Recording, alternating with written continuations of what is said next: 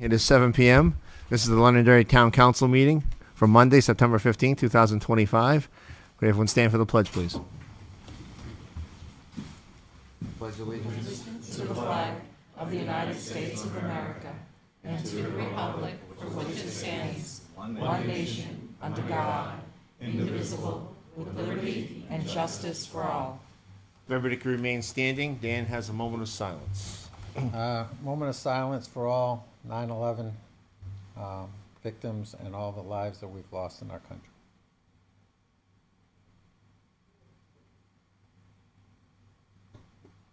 Thank you.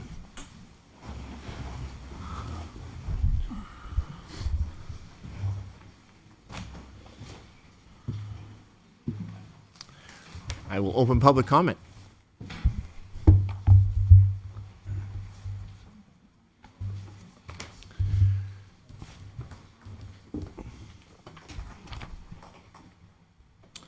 Thank you, Mr. Chairman. Kevin Smith, 6 Evening. King Philip Drive.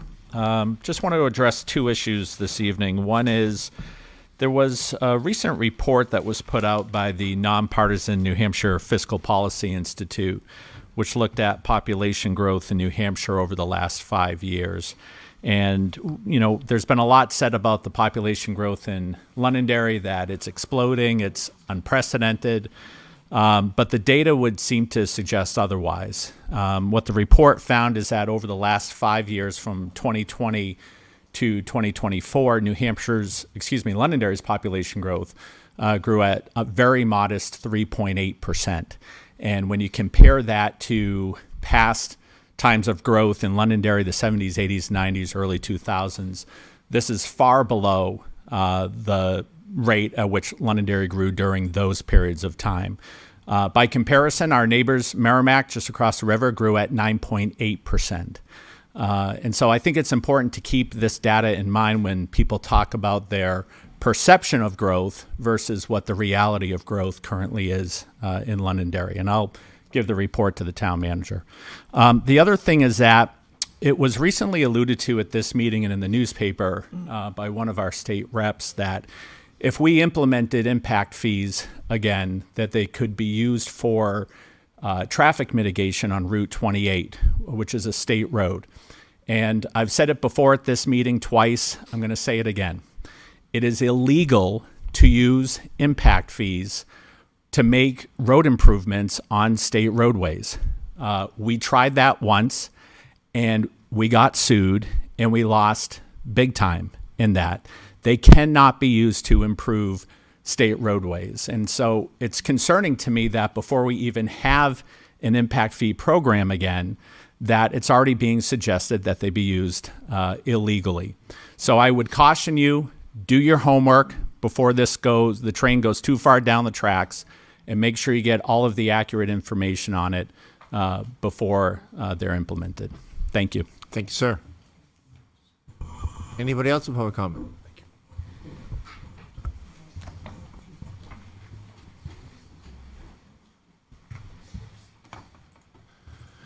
Good evening, Ray.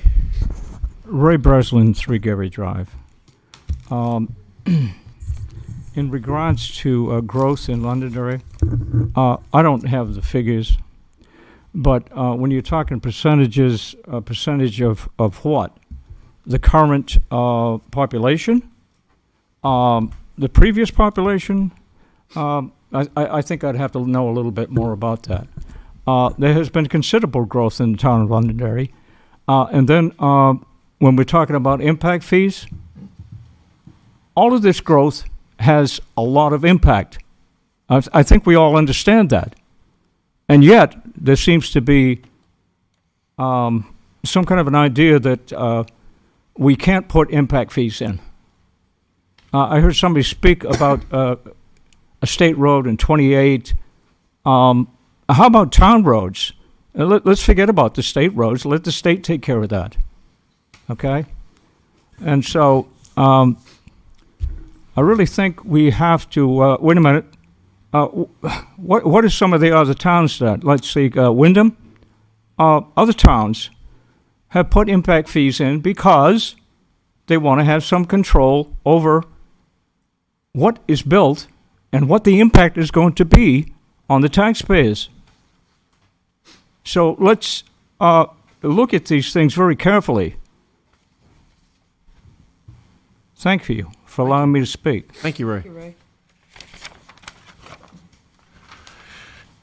Evening, Christine. Christine Perez, 5 Wesley Drive.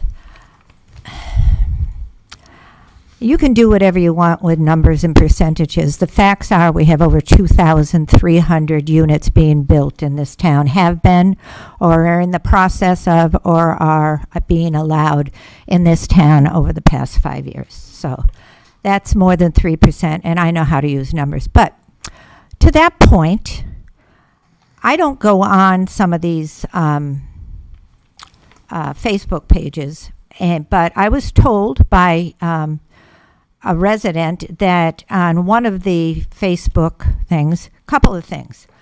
Number one, that a town elected official had put out saying something to the effect that not all people in Londonderry want building to slow, and if you want to know what your town council thinks, those are not the exact words, I'm not quoting, to either call them or email them, and I'm just wondering if any of you got calls or emails about what you thought about growth.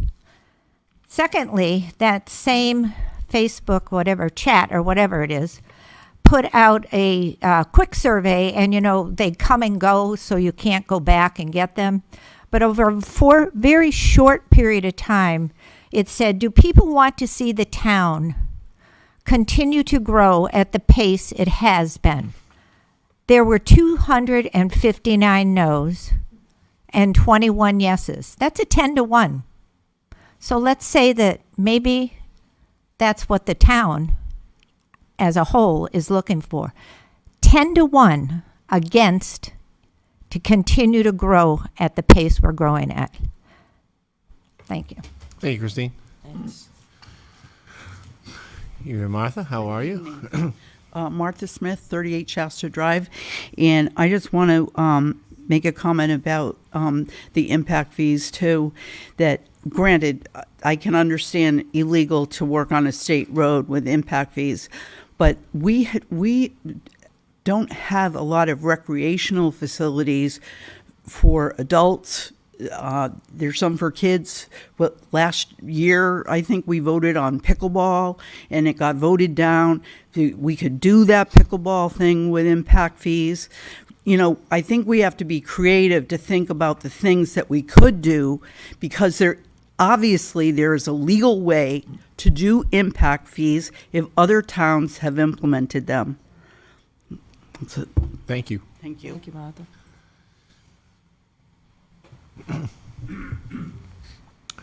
Good evening, gentlemen. Good evening. So, my name is Ben Harrison, 5 Foxglove Street, and I'm here tonight representing the Londonderry Lions Club.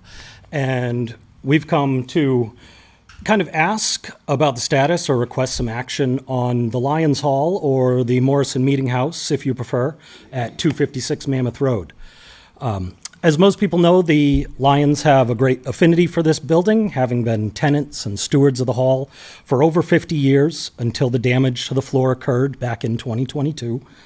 But beyond our club, many in town want to see this building reopened. It's a pre-Revolutionary War historic building in the center of town. It's, for generations, served Londonderry in community meetings, Panther dances, nonprofit events, and countless private functions where the rental fees from those helped offset the costs of maintaining that hall. For 3 years now, the building has sat empty, aging, most likely deteriorating further. We've had multiple assessments, design studies completed over that time, but the process really seems stuck from my perception. The most recent discussion in August, the council heard strong recommendations about placing the building on the State Historic Register. That discussion was sent to the Heritage Commission, kind of again stymieing progress while the building sits idle. An argument I've heard during that discussion is we don't know what the building will be used for. I can't understand that argument because we've had 3 public sessions. September 12th, hosted by a member of the council, October 14th in this room, attended by multiple members of the council. November 12th, an open house with a walkthrough of the property. So if we still don't know what the property wants, it almost seems like willful ignorance at this point. People want a building that's open and usable. A community center, a hall, a stage, a meeting place. A place where nonprofits can gather, Londonderry families can celebrate birthdays, anniversaries, milestones. All of those things already present in that building. It just needs some repairs. So I just want to urge the council to get this project back on track. If it needs to be on a CIP, a warrant article, something in stages with numbers that the public can support, because we all know taxes are a burden, but some phased opening. What can we do to fix the floor so people can walk in the place? And then go from there. Can I answer, Mr. Chair? Absolutely. Please. So, as far as the Linus Hall goes, there's going to have to be something on the ballot in March. That's our timeline. Yep. There's nothing we can do before something goes on the ballot in March. Of course. So everything else is preparing for that to Yep. get the best possible warrant article. Because for me personally, I want to save this building. I want to make sure I know everybody in town, most people love this building and they have a strong tie to it, a lot of memories there. Agreed. But if we come on that ballot in March and we have something that is not feasible, the voters shoot it down and that building sits, and if you've been inside it, you see Sure. that building sits another year, we might not be able to save Yep. it. So I want the plan with the best shot because we've got one on the ballot in March. And so it's not stalling or trying to shuffle it around. It's getting everything ready for that best shot in March. And just to add to that, I think some of the discussions that we've had is trying to just get it open, like get the bathrooms fixed, get the floor fixed, get the roof and the mold addressed. Yep. So if we can get a warrant article together that addresses those issues that the voters will support, I think it has to be under $1 million. Yeah. Yeah, something so- for repairs yeah, and something exactly. for renovations I think- down the road. I think the council. And that's something I think we're support all. that. Yeah, I think Okay. you know. Yep, and we just wanted to kind of Yeah. bring it up and see where we're going, and Yeah, absolutely. That's Deb my wants to say, spiel. yeah. The reason I say people need to know what they want to do with it is nobody's ever articulated what you just said in a capsule, okay? It's been across the room. Should it be a theater? Should Yeah. it be a music venue? Should it just be solely recreation? All of these things. Should it solely be catering? All of these things have different elements Yep. that are needed in the construction of it. That being said, I agree with what Sean said and what Ron said, but one of the things that the Lions, since you're a 501c3, might want to look at is getting on that casino money Yep. and use that towards, helping out the taxpayers. We're all in this together, right? Sure. So helping out the taxpayers with the burden and being able to get some of that money to help with the construction to move it quicker. Well, sure. I know that doesn't happen overnight. And Absolutely, I yeah, understand that. and, but you I'm know, just that's- saying, and it will also help maintain it Yeah, down the road. Just a thought. and absolutely, And I do agree with Mr. Ellis that it should be on the list. And I think Yes, Mr. that Ellis, helps yes. us with You were the one presenting in August. Thank you. grants and things, and maybe even donorship and sponsorship, which Agreed. we really haven't gone after. But thank you guys for bringing it. Thank you. Do you Our guys attention want to say today. anything too? I'll shuffle around. Yeah. I don't want you, Make sure they can hear you. Yeah. I don't want you to misunderstand what we're saying. And Deb just brought something up that in fact, I'll give you all a piece of it. We put a lot of money in that building over 50 years. Thank you, Frank.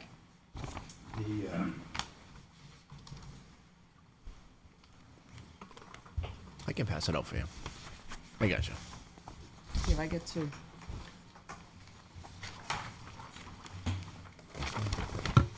Over the 50 years we've been in there, we've replaced the windows.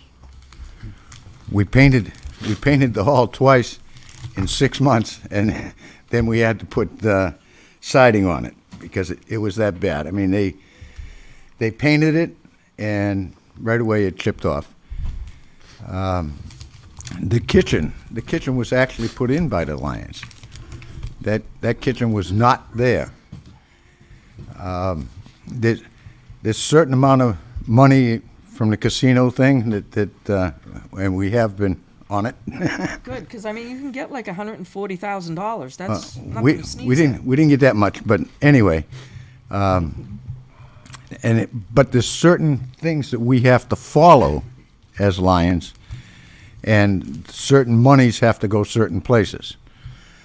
Or not their certain places, but it has to go back to the community.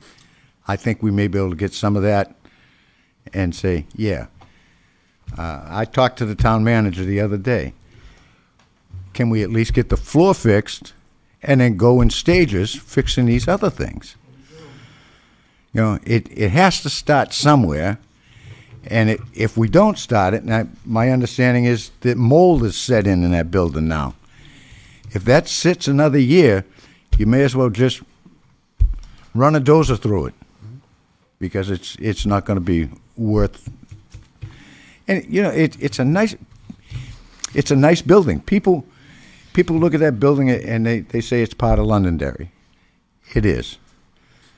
You know, if we go all the way back to when Mr. Morrison had it, and it got moved down there, it became a spot that people understood.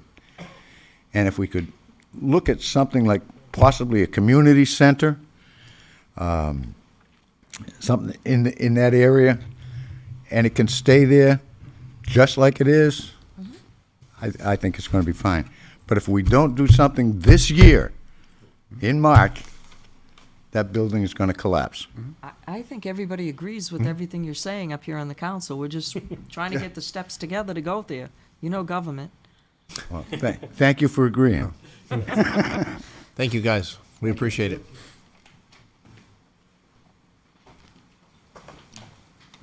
Good evening. Hi, Clarissa Navarro, 2 Woodbine Drive.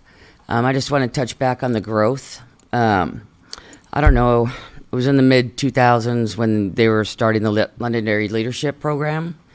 So I was probably in one of the first 2 or 3 classes. And the planning manager at the time was talking about all the GPS and how he was going to map out the town, which was very cool.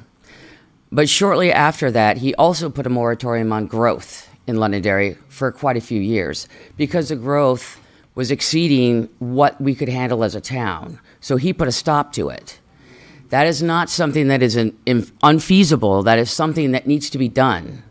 Whatever numbers are whatever numbers, but I work on the corner of Gilchrist and 102. So when I try to make a left onto Gilchrist at 4:30 when my shift is over, it can sometimes take me 10 minutes because there's cars shooting down Gilchrist from the 3-way stop to 102. Now, there's a stop sign there. So I don't know why there's no spaces between these cars, but there's no spaces. And then if you got people coming off 102 up to Gilchrist, you've got the left going on to Gilchrist. So don't tell me that there's no issues with our towns. Gilchrist is a town road. Pillsbury is a town road. There's lots of town roads. Everybody now is using exit 4 to get over to the airport because there's no good exit 5 to the airport. If you go on exit 5, you got to wend around the town to get over to the airport. It's way easier to take Gilchrist over to Litchfield, bam, right to the airport you go. So we do have issues with growth. We are not sustaining it. We are not supporting it. When I moved here in 93, it was a rare occasion that you heard an ambulance and a fire truck. Every day now, I hear nothing. Probably 4 or 5 times a day, there's fire trucks and emergency vehicles going to some emergency somewhere. Who's paying for that? We are. These are things impact fees could be helping with. I just don't understand why there would be any question or any concern about going down this path. Wyndham is doing it. We've already done it very successfully. We need to do it again. I don't know where this 3% came from, but every time I drive in Londonderry, there's a new development. I didn't even know there could be a development where they're putting developments. So clearly the statutes have changed. We got city sewer, so now you don't have to have the septic situation with the 1 or 2 acres. It is not good, and you guys need to work on it, and you need to fix it. That is your job as town council. You need to put a proposal together, and you need to get this moving. Thank you. Thank you. Thank you. Anybody else in public comment? Seeing none, I will close public comment. Next up, we have boards, appointments, and reappointments. First up is, I will accept the motion to reappoint Susan Brunel to the Southern New Hampshire Planning Board. So moved. Second. Motion by Sean, second by Ted. All those in favor say aye. Aye. Any opposed? Chair votes in the affirmative.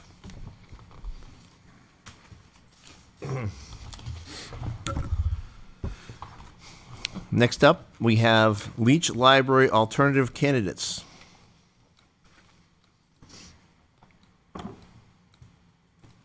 First up is Sally Nelson.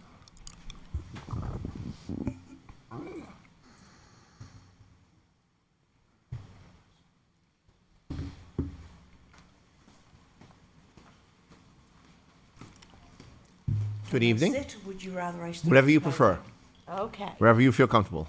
thank you. You want to tell us a little bit about yourself and why you applied? Certainly. My name is Sally Nelson. I've lived in Londonderry since 1985. I worked at the Leach Library for 28 years. I've raised my children here, and it's a community I love.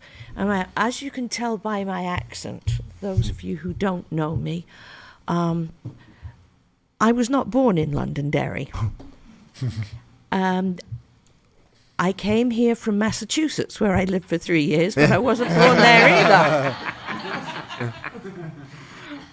But Londonderry is the community of my choice, the community of my heart. I think it's a wonderful town, and I happen to believe that the library is a jewel in this town that's available for all ages. It helps people searching for jobs. It helps families to help their children with education, with recreation, with a whole variety of programs and services. So I think the Leach Library is very special to this town. Excellent. Any questions from the council? Deb, you want to start? I'm going to ask a couple Yeah. of questions. Absolutely. Yeah. So, I know you personally, and you Yes. have done a great job as a librarian at the Well, library. thank you. But one of the biggest challenges of being on the Board of Trustees is coming up to decisions when it comes to maintaining fiscal responsibility. Absolutely. And I just would like to know, as a trustee, how, if there's a shortfall in the budget, how you would address that fiscally. Well, the first thing I have to say is there should never be a shortfall in the budget. But if there is, If there is, there are line items that can be moved around. There are tough decisions that would have to be taken, such as shorter hours. There are always ways that money can be saved. When I worked at the library, I was responsible for a portion of the budget, and I never went over budget because it's something that should be looked at every single month and assessed by each component. But yes, there could be a possibility where a hard decision would have to be made. okay, just want to make sure you're fully aware of that. Oh, yes. And the other thing is, what do you see as your strengths, and how does that apply to the library? And what are your weaknesses, and how does that apply? Being aware of your weaknesses is very important Absolutely. in my mind. And when you're addressing this role, because you care so much, it puts you in a spot where it's a difficult decision. So, A caring can be both a strength and a weakness. Mhm. And you also have to bring a clear head, a balance, a concern for everybody, but a concern overall for the taxpayers of Londonderry. whose money supports the library. And that is, that's a very important role. It's a very important burden to bear that you have to be aware of at all times. You represent the people of this town, and fiscal responsibility is extremely important because of that. Does that answer your question? Yes, it does. Thank you very much. Okay. What would you say your weaknesses are? My weaknesses. I often work too hard.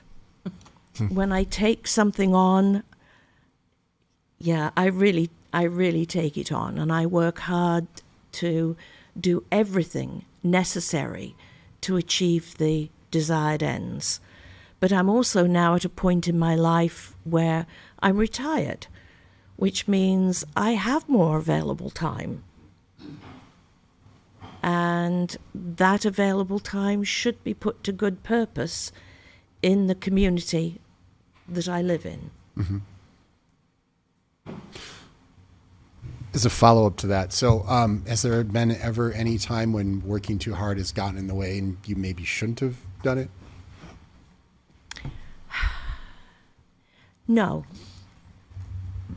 I'm always aware. I assess myself as well as anything else. And I know when I may be doing too much in one area, and so I either draw back in other areas to compensate for that, or find a way of not putting in quite so much work. Usually I put more work into what I consider to be the most important thing that I've taken on. Okay. Thank you. Any other questions? Oh, I have Go some. ahead. Yep. All typed up? All typed up. How do you view the trustee's role of support for the library? I believe the trustees and the library director ideally should work in cooperation, because that's the strongest form they can give. I believe the trustees are responsible for the budget that is given to them after a voting meeting in March. I believe they should administer all the bylaws and policies that have been approved by their board. And I believe that they should care deeply about this community and about providing the very best library service possible. Okay, how do you view the evolution of the library as in attracting new patrons, trying to get new people in there? A library is a bit like language. It should always change. It should never be set in stone. And you have to assess the needs of any given time. I mean, 50 years ago, online services would not even have been dreamed of. And now they are essential to the people who live in this town. So a library always has to keep pace with the realities of what's going on in the community and meet those needs. Okay. So the library has changed over the years to meet the changing needs of our community. How do you view the trustee's role of support to meet these needs? The trustee's role is to provide those changes, to support those changes, and to find room in the budget to make those changes. For example, the library recently joined GMILCS, the Greater Manchester Interlibrary Service, which has brought a large amount of materials to the people of Londonderry. But it was the trustees who voted to join GMILCS. The library director administers what the Board of Trustees decides. So the Board of Trustees need to decide what they believe is in the best interests of the people of this town. Thank you. So, it's okay, Ron. I'm the liaison to the library, so I have a lot of questions. As you know, the director of the library reports to the board. Please share with us your management style and share with us your view of the trustee's role in the overall management of staff. My management style is to listen to everybody, to both sides, but to talk realities whenever necessary and practicalities. And the library director, when you read the paperwork that you asked us all to read, the library director is the administrator. The library board sets those policies and procedures, and they really need to work together to create the best environment possible for the library. What municipal boards have you served on? Have you been involved in budget negotiations? I'm not sure if you would consider it municipal boards. I belonged to the New Hampshire Library Association and the New England Library Association, and was invited on several occasions as a speaker and a presenter at various conferences. I've worked in a volunteer position with the Boy Scouts of America for many years when my sons were growing up, and I also volunteered at the PTA. But as such, no, I have not been on a municipal board. Can you share with us your knowledge of the municipal budgeting process?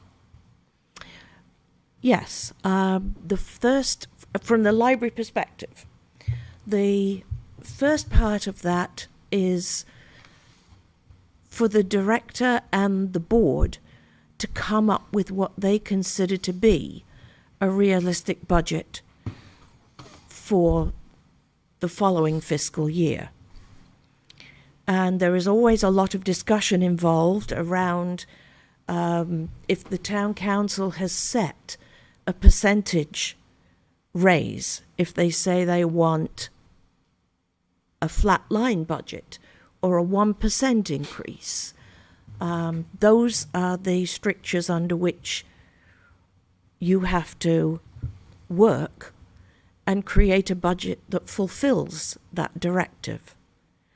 It's then presented by the trustees, once they've approved it, to the town. It comes to the town manager, the town council, the budget committee, who may or may not choose to make cuts in that budget. And at the end of the day, what is presented to the town in March is the budget that the library then has to operate under the following July. That's it from me. Around. Any other questions? Yes. Okay. You have spent practically almost your whole entire career working in library services and in education. What has been the most exciting and enjoyable part of your career within the library services that you're most proud of? Working with teenagers. I have a serious defect. I like teenagers. And when I was teaching, I taught 11 to 18-year-olds. And when I first came to Londonderry, the library here did not have any teen services. They really didn't have any books for teens. There were a handful down in a corner of the children's room where no teenager would choose to go. Mm-hmm. So when the new extension was built, I fought for a specific young adult section in the adult part of the library. And I started the first teen summer program. And most of the conferences I was asked to speak at that I mentioned earlier, I was asked to speak on teen programming. So that was my joy. That was what I was proud of. And Megan Donovan is doing an amazing job carrying that tradition forward. Thank you. You're welcome. Any other questions? Thank you. You're very Appreciate welcome. your time. Thank you. Yes. I appreciate your time, all of you. Next up is Chris Navarro.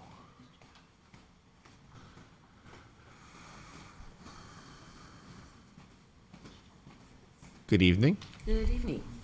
You want to say you want to say a few words and then Yeah, so as you all know, I did run for library trustee, and, you know, the library's always held a big chunk of my heart.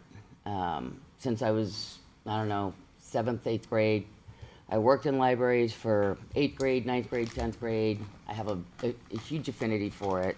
I believe that in a town, especially a town of this size, it is the one place everyone is welcome. It is a safe space for everybody. Doesn't matter where you live, doesn't matter what kind of income you have, doesn't matter if you don't have any friends. That is the safe space where you can go and be comfortable and be safe and enjoy what it is, whatever you're reading, whatever it is you're looking up. And I just think that's a really important thing. And I just feel like libraries are the center of town and should always be the center of town. excellent. Any questions? I've got my same question. Okay. You want to start off? You want to start? You Deb? can ask your same All right, yeah. questions. I'll start. All right. Start, All right. Okay. Thank you for stepping up.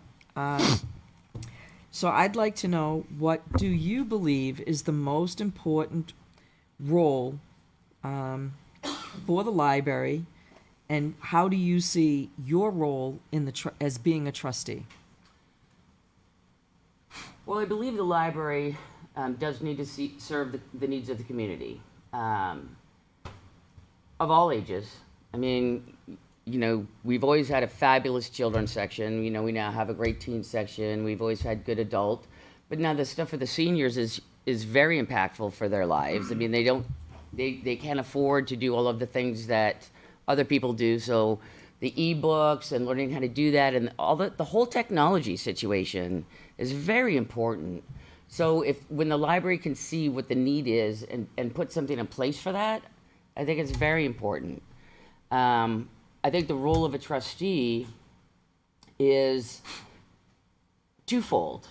Okay, you have a plan you have to follow, okay, because the trustees have bylaws that they need to follow. They need to follow the state bylaws, they need to follow the town bylaws. That all being said, you know, they do need to have a hand and a say in what's happening. They need to be familiar with what's going on. You know, if the director comes and says, here, we see a need for this, and this is why, it needs to be considered very strongly. If there's an issue with well, maybe we can afford this, but we can't afford that, then, you know, then maybe we need to have a discussion as to, you know, maybe there's something that doesn't get done so that we can implement this new thing, or this new technology or this new program, because that program is going to be more beneficial to the community at large. And so it's incumbent upon the trustees to make sure they know what those programs are currently, what is being utilized, what is not being utilized. I mean, if you have something that is going on that nobody's coming to, then we shouldn't be doing it. We need to move on and spend that time and money elsewhere. And so they need to know that. They need to have a very good understanding of what that looks like so that they can support it and be, you know, very tempered in what they are putting their money toward.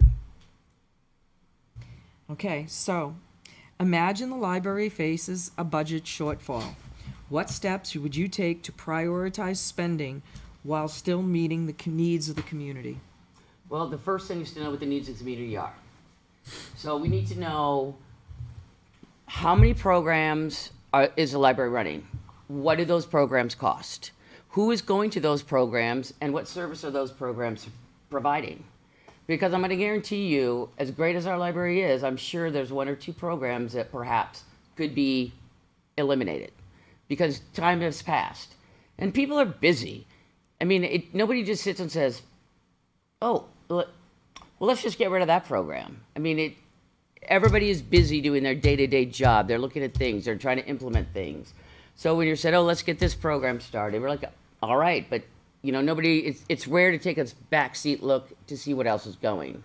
So that alone, I think, would yield some savings. There's lots of ways to save money.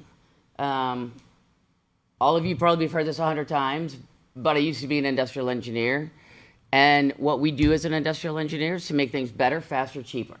Okay, so there are probably things that are being done within the library system that could be done better, faster, quicker.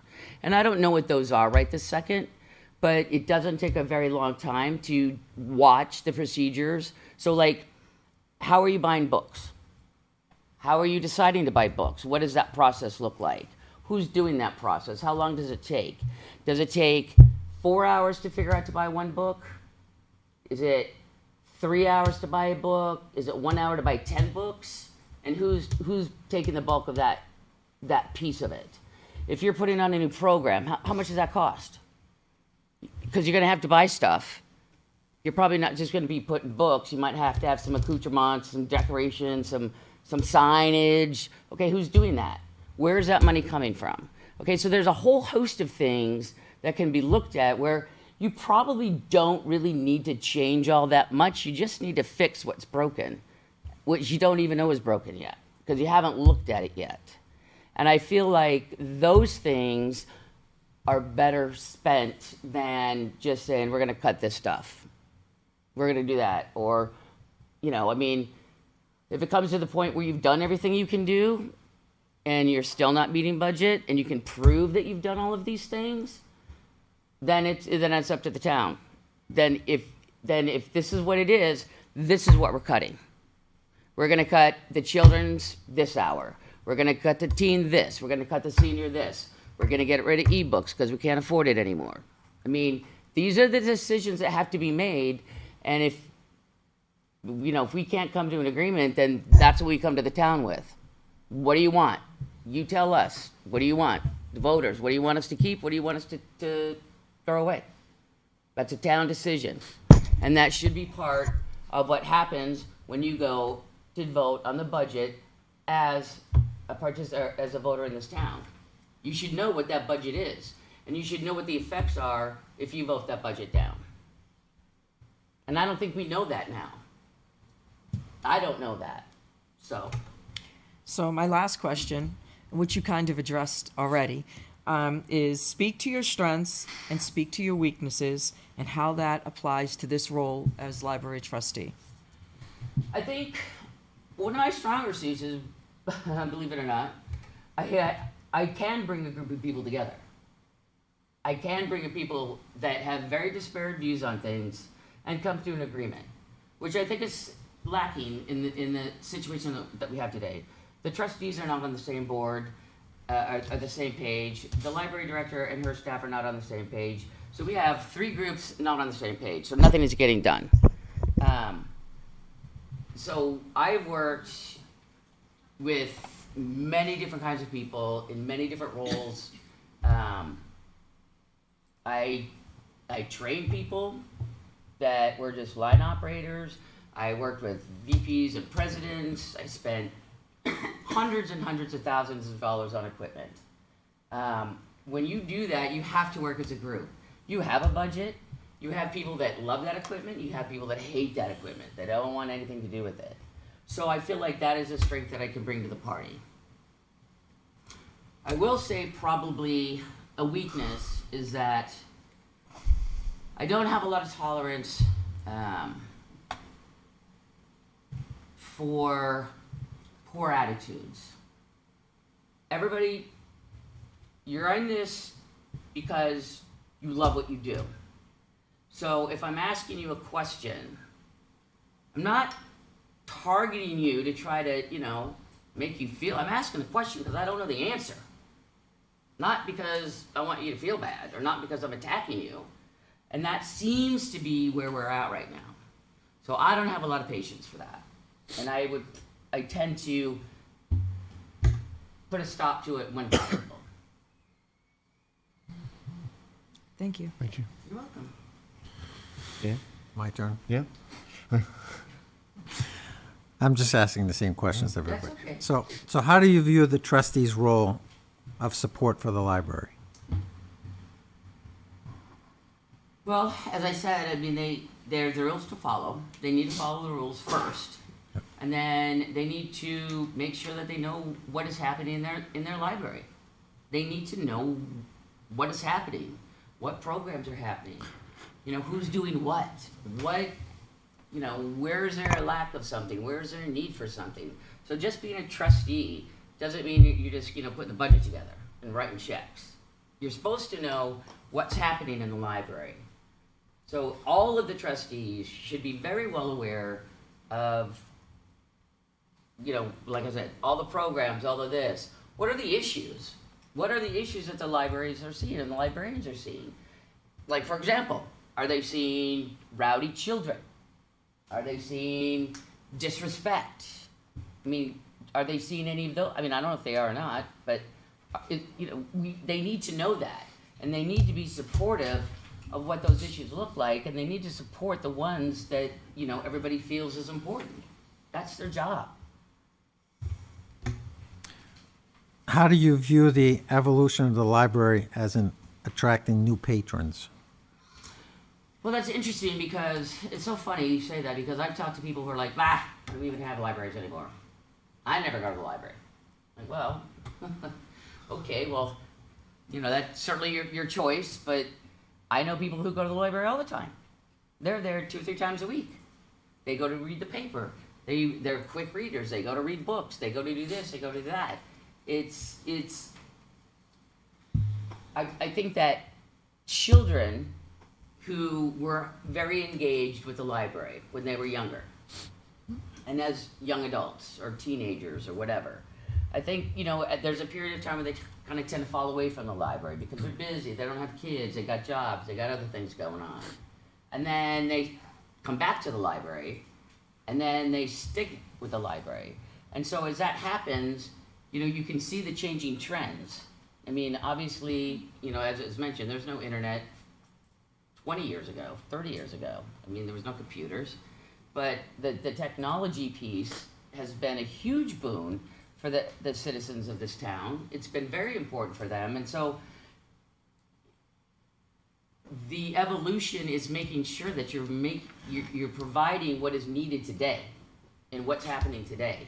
Because today, things are not going to be the same tomorrow. In 2 years, things are not going to be the same as they are today. And so somebody needs to be paying attention to that, and that is the evolution, and it will always change. It will always evolve. I mean, when I was going to the library when I was a little kid, you know, it was very small. You know, there's a few books, and there was no services. You know, you just went in, you got your books, you went home. And it was great, because it was still a quiet place, and it was still nice to go to, but, you know, there was no, you know, things on Italy or technology or, you know, whatever. So that's important. You got to keep up with that. So the library has changed over the years to meet the changing needs of our community. How do you view the trustees' role of supporting to meet those needs? Kind of the same thing. Trustees need to know what's going on in the library. If they don't know, they can't support it. So they need to know what is happening so that they can support what is happening and what changes are taking place. I mean, they should intimately know on a weekly basis what's going on. They should be stopping in there every week. As you know, the Director of Library reports to the board. Please share with us your management style and share with us your view of the trustees' role in the overall management of the staff. Well, the state says that is the role of the trustees, is to manage all those things. So I'm very black and white. Here's your job description. Here's what is required of you. This is your job. If you're not doing your job, then we can have a conversation about that and figure out how we can best get that fixed for any of the people that work in the library. Okay, because You can have somebody that doesn't even know they're doing something wrong or not right. So if nobody's talking to them about that, then you can't just go fire somebody because they're not doing what you think they're doing. If their job description is not correct, then it needs to be correct. And then that person needs to be trained and make sure that they know what their job is and how to do that job. That is critical. Change, no one likes change. No one likes to move away from what they did 10 years ago, 5 years ago, 3 years ago. Nobody likes it. But the bottom line is, everything has to change. So your job function may change, the way you manage may change, but the issue with respect, if I'm going to go talk to the library director about her job, I am going to be very respectful, and I would anticipate that she should be respectful to me. And if I found something where I don't think she's fulfilling what she should be doing, then I will have that conversation. And if she says, well, I didn't even know I was supposed to do that. Okay, well, we can fix that. Let's move on. If there's I didn't know that was my job and I don't like it, I'm not doing it, well, that's a completely different situation. Okay, because every job changes. And every one of you up here knows that from working in the either private or public sector. Never stays the same. And that's how you have to manage that piece of it. You need to know what everybody's doing, you need to know what their jobs are, and you need to see what's going on out there. And you need to be respectful about it on both sides. I've seen some stuff at the library trustee meetings that are, as far as I'm concerned, horrific. Very disrespectful, very uncalled for. And I don't think that's right, and I don't think that should be allowed. And I would be definitely talking about that in private, not in public. Reviews, discussions about performance are not a public thing. Those are private times that you as a trustee and a staff member are discussing things. That's where it should be. That's where it should always be. So that's kind of my 2 cents. Thank you. What municipal boards have you served on? I've not served on any municipal boards. I served in the Londonderry Women's Club in several positions. I was president, vice president, treasurer, ways and means, bylaws. Did the Londonderry leadership. I was on the lacrosse high school boys team, the little booster club. I wasn't president, but I was treasurer and a few other roles on that. So I've not really necessarily run in a municipal position, but I have worked with budgets and with people on budgets in past jobs. So. And please share with us your knowledge of the municipal budgeting process. Well, I know that the library trustee piece of it is not special because there's not enough line items to do what we need to do. So I know that piece of it is not great. I know that the board, everybody works for the budget. Everybody looks at the old budget, see what the new budget should be, depending on the year. I know the town council, the town manager, the budget committee's like, well, you got $5,000 last year, or $5 million last year. This year you're getting 4 or 5, or this year you're getting 6.5. Budget appropriately, and it's incumbent on the director and the trustees to put that together. You present it, and again, if people want to cut it, they can cut it.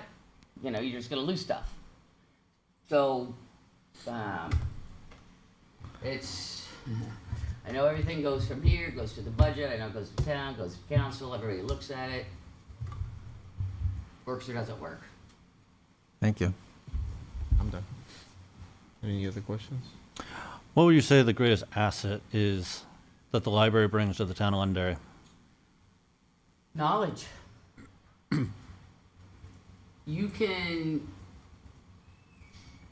be an astrophysicist just by going to the library. If you want to learn, that's where you can go to do it. There's also community, a sense of community, because if you're going there and you're bringing your family or you're coming with friends, You know, it's a very comfortable spot, but it's community and knowledge. Thank you. Any other questions? I'm good. Thank you. Oh, you're welcome. Thank you. Your I time. appreciate it. Next up, we have Lisa Lampkin. Linda. But that's okay. Oh, It's all good. my fault. Linda. No worries. Welcome. Thank you. Thank you. Thanks for having me. Do you want to tell us a little about yourself? And Sure. I am a transplant myself, like Sally, but not from across the pond. I'm from New York. Moved here in '96, moved to Londonderry in '98, have been here ever since in the same house. Let's see, 12 years of Girl Scouts, many years of PTA, 27 years of working in school libraries, 15 of them here in Londonderry. I was at Moose Hill for 9 years. Go Moose Hill. And then for the last 11, I was in Derry. And 2 years ago when our school closed, I just decided to take a break. So, that's me. excellent. Do you want to start again? We keep. Oh, let's start with All right. change. All right. Certainly, I'll ask the same question. What do you find is the greatest asset that the library brings to the town of Londonderry? Well, speaking after coming after two people who had amazing answers, the community that our library has, this literally when we bought our house on Griffin Road, the next thing I found was the library before I even found where my kids were going to school. The library told us where the best preschools were. What's the difference between the churches? Because I was Presbyterian, my husband was Catholic, we weren't sure where to go. I got all that information at the library. I got to know Barbara really well. I got to know the people in the children's section. Barbara was wonderful with helping find out different things about the town. And I think that's still what we can find at our library. You walk in that door, you read about the seniors expo that's going on. Or you walk in and there's a seed counter there. If you're short seeds, you can go get seeds. It's an amazing place. And as the lady said, it's open to everybody. It doesn't matter what you do, what you wear, where you're from. You're welcome. The door's always open. Thank you. Dan? I wanted to mix it up a little bit. All right. Mix it up. So how do Be you view, nervous, guys. how do you view the trustees' role of support for the library? Coming from being a librarian myself and having to deal with directors and budgeting, I see their job is supposed to support the library. Yes, they have bylaws, they have things they have to follow. But I think the biggest thing they need to do is work with the director. It has to be a team effort.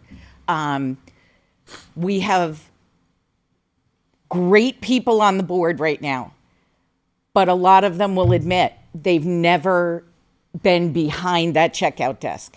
They've never worked in that director's office. They've never been the person to sit there with, somebody asked the question about how do you go about picking out a book that you're going to put in the library. There is a whole criteria, and it starts with about 5 different magazines that are literally put out by not publishers, but the Library Association. You go through them, you see what they list as the up and coming, what the kids are going to want, what the adults are going to want. Can I get this book in large print? I'm sorry, I'm a hands person here. Can you get this book on audio? Do you have, and the other thing you're, when choosing a book, because it does take a little time, who's going to barcode it? You have to pay for those lovely little barcode stickers on the back of every book. You have to pay for those clear covers that are on every book. You have to pay for those label stickers. So that all goes into that budget that the board and the director have to work on together. And they have to be a team. If not, it's not going to work. It's going to be difficult. How do you view the evolution of the library as in attracting new people? I can just go by my own experience. And again, when I first came here, we didn't have any of the internet, anything like that. We had maybe one computer you could look up the catalog on. They were just in the process of getting rid of the card catalog, which some libraries still have. Our library has just grown so much since '98. We have the internet. We have this wonderful program where it is not just our library, but you can take your library card and go to any library around here, any other town outside of here, and borrow something. Do a scavenger hunt. The libraries got together and did a scavenger hunt so that you would get to see all these different libraries that are out there. And what our library doesn't have, they strive to get it for you. If they don't have it on the shelf, they'll find it at another library. If they can't find it at another library, they'll find a way to buy it, or they'll find a way to get it donated to them. They're always moving ahead. They're always working for what is best for the community. There was recently a letter talking about how our library didn't have a lot of the classics. Well, the classics when you were young and I was young, and trust me, I am your age, were things like Treasure Island, Sherlock Holmes, all of these books. They are there, but there are so many more books that have come along just since '98. They're not garbage. They're not crap. They're just different. And that's where our library keeps looking and moving forward to get what the kids want to read, to get what the teenagers want to read, what Sally got started, to get what, and I still can't believe, I happened to be in the library once a couple of years ago, and a woman a little older than me asked me where to find 50 Shades of Grey. Like, literally, our library has everything. And she looked at me and she goes, I don't want to ask the girls at the desk. And I was like, okay, you're going to have to check it out with them. But, you know, but this is what our library does. And it's all of the employees working together to go through and to choose those books and online books and audio. And I think I'm off the subject, but okay. That's okay. So the library has changed over the years to meet the changing needs of our community. How do you view the trustees' role of support to meet these needs? I think really the only thing I can say is, again, they've got to work as a team. The trustees need to trust the director. The director needs to trust the trustees. They all need to work together because there is a lot of money out there that's waiting to be used, I think, for our library. But I get it. Everybody's cautious. I mean, I'm cautious going to the grocery store. I just think it really needs to be more of a working together. We need to get everybody on the same page. Not everybody's going to agree. It's not Fantasyland. But we at least need to be able to work together, compromise, cooperate, be respectful, like Christine said, be caring of the other people that are around us, and know we're all here for the same reason. Thank you. So as you know, the Director of Library reports to the board. Please share with us your management style and share with us your view of the trustees' role in the overall management of staff. Okay, so coming from the point of view of somebody who was technically a director or head librarian, whatever they wanted to call me. Again, you do have to work together. You have to trust in each other. What I think would help benefit the board is if they actually knew what the day-to-day behind the scenes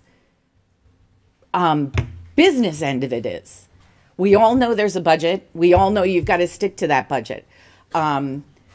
We all know everybody does their budgets a little differently. Somebody mentioned line items. in every library, there's your line items every year.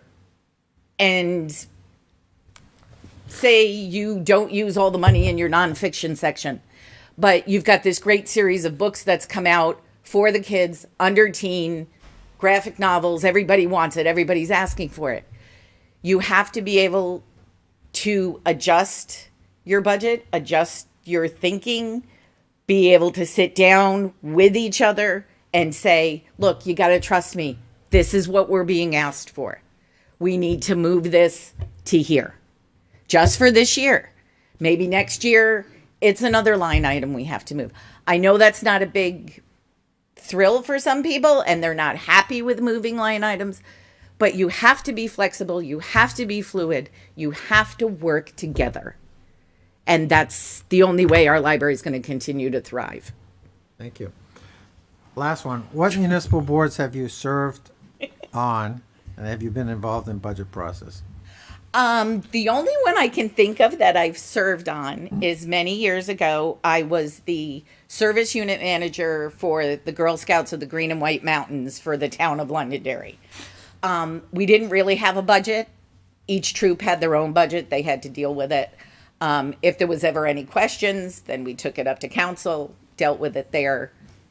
But I mean, luckily enough, as a librarian, I was given a budget and told, this is what you have to spend this year, deal with it. And when you're in a school, it's even tighter than a town. So that was basically, it was just me making that decision. My eyes deceive me. I have one more. Oh, you lied to her, Dan. Please share with us your knowledge of the municipal budget process. I don't have any. Literally, I mean, I can recite what Sally said and what everybody else said, and I'm sure you guys all have a better idea of it. But for me, and it was, again, the same thing when I worked at Moose Hill, when I worked at the middle school library, or when I worked in Derry. They would give me a budget in June. This is what you have for the money for next year. This is, you know, whatever you want to buy, great. You got to fit it in here. And that's what I would do at the end of every year. Thank you. I'm done. Okay. All right. So, what do you see as the biggest challenge in maintaining a fiscally responsible budget for the library? And how, as a trustee, would you address this? I guess the biggest issue would be, again, going back to that, getting everybody to just work together. You've got to sit down with everybody. You can go through, everybody can have their say. Then you can sit there and say, okay, but this is what we need to get to. Mm-hmm. There's going to have to be some, you know, hard decisions made. But what I think would be best when those hard decisions are made is that they are made with both the director and the board together. And it's something they agree on. Now, not every 7 members are going to agree if you have to cut one person to get your budget in order. But again, it needs to be something decided by these people together that are there actually doing the job, not just the board saying, okay, you know, cut this, or the director coming and going, well, we're going to cut this. It needs to be done together. Okay. So I only have 2 more questions. Okay. Describe a time when you had to make a difficult decision involving a budget or resourcing allocations for things. Okay. How did you approach it? And what was the outcome? Well, I guess the best one of that was the last year that I worked at Derry Village School in Derry. We had no budget. They took our budget for the library. I had no book budget. I had no supply budget. I had nothing. And I was also known as the Queen of Crafts because I would always link a book with an activity. So I did a lot of, not necessarily fundraising because you can't do that in the public school system, but talked to a lot of people about donations, started talking to parents. Have you got this book at your house? Your kids already read it? Can I have it? Can I add it to my library? Like literally, my husband was very happy when I quit because we had he's probably home watching. We had a bill, quite a big bill of books that I went to a used bookstore and just was like, I need this one, I need this one, I need this one. My kids need to read. And that's the way that's the way I solved it. Sorry. The last question is, Yes. what do you see as your strengths and what are your weaknesses? And now, how do you apply them to the role of trustee? Strengths, I am very good at keeping my mouth shut when I need to and let everybody just have their piece and say it. What I'm not good at is biting my tongue. But again, sometimes you just, I don't know the best way to say it. Again, I keep going back to that. You've got to work together. My strengths work for me in some situations and other times they don't. Literally my biggest weakness is I have no filter and I will say something if I don't think someone's being listened to or being taken seriously. I'm sorry, I'm honest. I can relate. Hey, thank you. Okay, Any thanks other guys questions? and ladies. Thank you. Thank Good you. time. Appreciate it. Next up is Azra Paulo.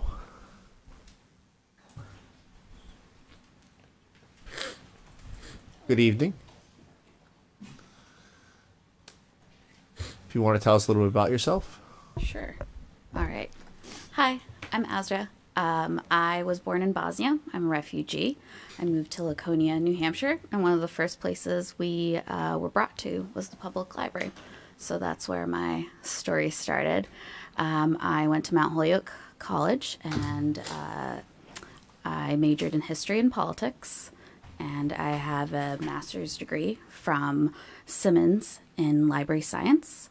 I moved to Londonderry to be closer to my job with my husband in 2021.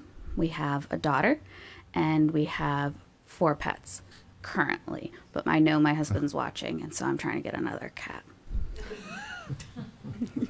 Deb, do you want to start? Sure. What do you believe is the role of the trustees, and how do you see yourself in this role?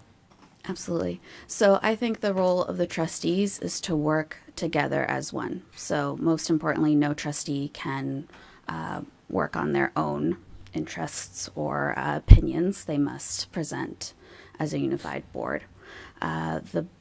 The role of the trustees in the library, I believe, is on the macro level.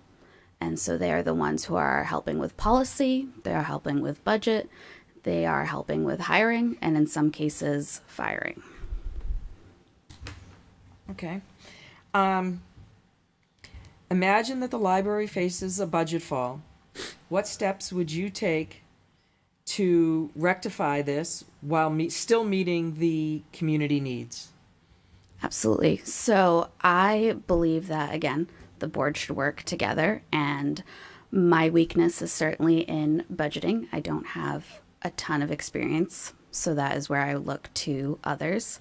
When it comes to a budget, I think the hardest part is the unexpected expenses. So whether it's the ceiling falling through or something like that, there's certainly options. Sometimes that means cutting in certain respects. Sometimes that means using reserve funds. But I think it's being proactive with your budget lines. So knowing how much electric is going to cost, how much heat is going to cost, and being realistic about that, certainly as much as you can. Yeah. And my last question, what are your strengths, what are your weaknesses, and how do you apply them to this role? Oh, let's see. So I think my greatest strength is my passion. I think that I'm passionate about the library. I'm clearly passionate about library services. And sometimes I think I get a little too excited and I take on a little bit too much. So there's my weakness, and they work together. Thank you very much. Thank you. Yeah. So how do you view the trustee's role of support for the library? Absolutely. So I think in many government instances, the board is part of the checks and balances of a healthy functioning library. And so the board works together with the director and using the director's knowledge to create policy and procedure, to work on the budget, and to work on hiring. And how do you view the evolution of the library as in attracting new patrons? I think that the Leach Library is actually a perfect example of that question. In the past few years, the Leach Library has seen exponential growth, and I think what they're doing with that success is important. So they have created new programs. They have completely reevaluated their collections. They've added new items, new unusual items, playaways. I can tell you that as a librarian, those are very popular. And I think that certainly meets the needs of the community, whether it's having a puzzle for fun or trying out snowshoes. I think you keep on the pulse of the community, and I think that is what Leach has done. And the library has changed over the years to meet the changing needs of our community. So how do you view the trustees' role of support to meet these needs? I keep saying it, but looking at the bigger picture and using their experiences, both professionally and personally, to help the library. So one thing might be a strategic plan. And a strategic plan is a long process. You're looking at focus groups, you're looking at questionnaires, things like that. I think that, again, importantly, it's the library trustees are working with the director. So where does the director need help that's beyond her scope? So as you know, the director of the library reports to the board. Please share with us your management style and share with us your view of the trustees' role in their overall management of staff. Certainly. My management style is I trust you to do your job, and I trust you to do your job well. And when you need help, please come to me. I'm the head of youth services at the Wyndham Library, the Nesmith Library, and I do not need to know every single detail. I do not need to know when you've gone to the bathroom and when you haven't. For me, the board working with the director is not looking at every single minute detail. There's a reason why you hired a director. You hired them for their skills, their professional experience, and you are there to support them as such. What municipal boards have you served on? Have you been involved with budget negotiations? I have not worked on any boards. I, at my previous job, did Joint Loss Management Committee, which I actually thoroughly enjoyed. I know it's not for everyone. In terms of budgeting, I've usually worked at the tail end of it. So I'm given a certain amount for programming, for collection, and I work to maintain to make sure I don't go over budget. I am a children's librarian, past president, and I currently work with the New Hampshire Library Board and the New England Library Association as a state rep. And so we are constantly talking about budget. We're talking about conference budget. We're talking about technology. How much do we pay for this? How much do we pay for this vendor? And so on. So that is the process that I've been part of when it comes to budget. Please share with us your knowledge of the municipal budgeting process. So every town is a little bit different, but from what I'm aware of is that the library board first works together with the director using sometimes past budget, but there's certain budget lines to follow. They come to a proposal, they bring it to the budget committee, the select board, town council, sorry, I'm used to calling it the select board. And then of course to the voters, which is why on warrant articles, you'll see library trustees, this is how they voted, the budget committee voted this way, and the select board. That's it. John? Ted? Yes. As your experience as the head of youth services as in the Wyndham Library, what has been your most enjoyable experience so far, and how any new ideas that you think you could bring to the Leach Library to help them expand in their youth services? So I think that the librarians are doing a fabulous job, and I have honestly taken ideas from them, including unusual items and playways. I've talked to them about what their experiences have been with that. For me, sorry, could you repeat the question again? Oh, what has been your most enjoyable experience working at the Nesbith Library in Wyndham? My most enjoyable experience has been seeing families grow. And so I've been at the library for 6 years, and I have now seen babies that I had in programs and coming to check out books are now kindergartners. And sometimes I am just as upset as the parents because it's a new stage in their life, but then they're learning to read. They're going and moving on to different programs. And so, yes, I've done a lot to create new programs, to add new collections. But I think that that is honestly my most proud thing about working at the library. Thank you. Any other questions? Thank you very much. Thank Appreciate you so it. We have 8 more applicants that we're going to interview next week. Next meeting on October 6th. So, thank you to everybody that came tonight. Yes. We're gonna start at 6, right? Yep. Okay. Those are all my questions. Yeah. Bless you. Next up, we have a public hearing. The public hearing is to input, discuss, and act upon an ordinance that would repeal the municipal code and establish chapters as standalone policies. Is there a presentation? Okay. There is. Sure. Okay. Thank you very much. Just for the record, Title 6. Okay. Yeah. Just Title 6. Not the whole thing. Yep. Yes, thank you very much, Mr. Chair. So, as I said last meeting, this ordinance is designed to remove Title VI from the municipal code and redistribute the chapters either as standalone policies or, in the case of 2 different chapters, in other places in the municipal code, and abolishing one as obsolete. The policies will either be administrative policies or council policies, depending on where the statutory authority lies. The reason that we're doing this is in preparation for recodification next year and adjusting the taxonomy of the municipal code. We found that a number of things that should be governed by policy was in the code instead and have made its way in there over the years.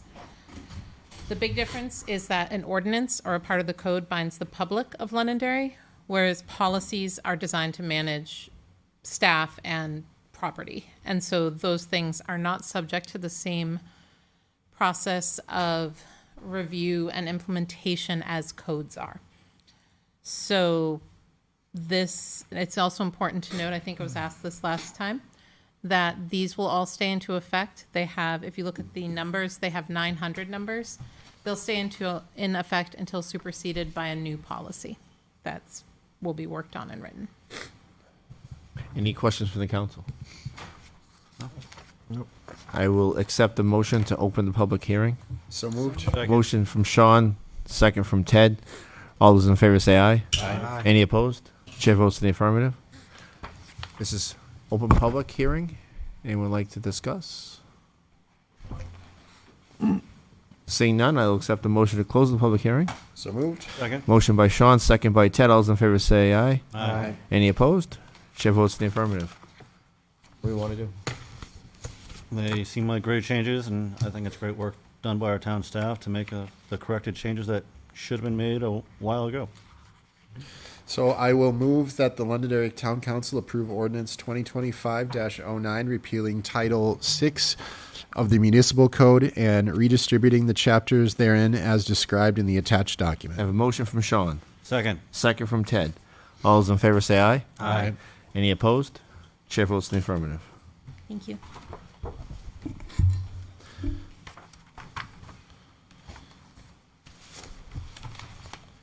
Next up, we have new business.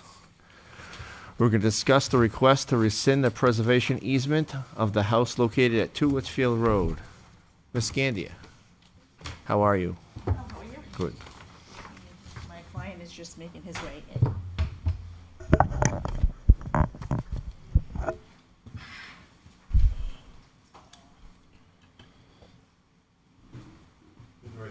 Okay, thank you. There's a little distance. Do you want to start, or do you want us to move to the next presentation and then come back? I think can I just have 1 second to Yeah, see where he's please. at? Make sure he's up.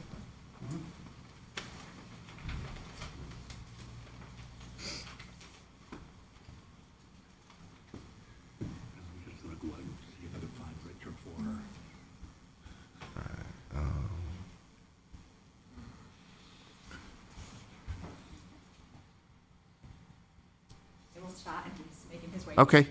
That's okay.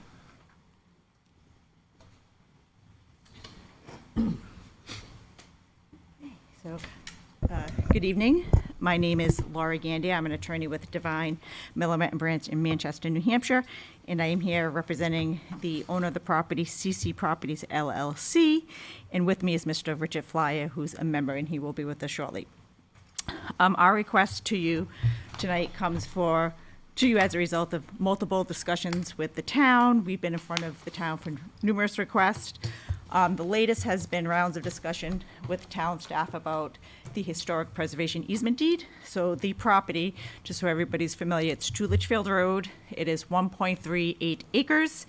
It is zoned C3 with a historic overlay district and a historic preservation easement deed on it. My client purchased it in about around 2017. And here he is. And before I begin, my client has asked for the recusal of Councilor Paul based on her previous ownership of the property and previous dealings that they've had together. Okay.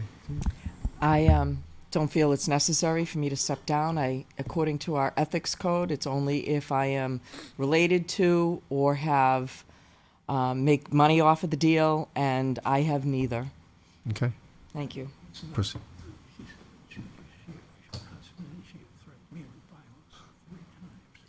We asked, and that's all we can do.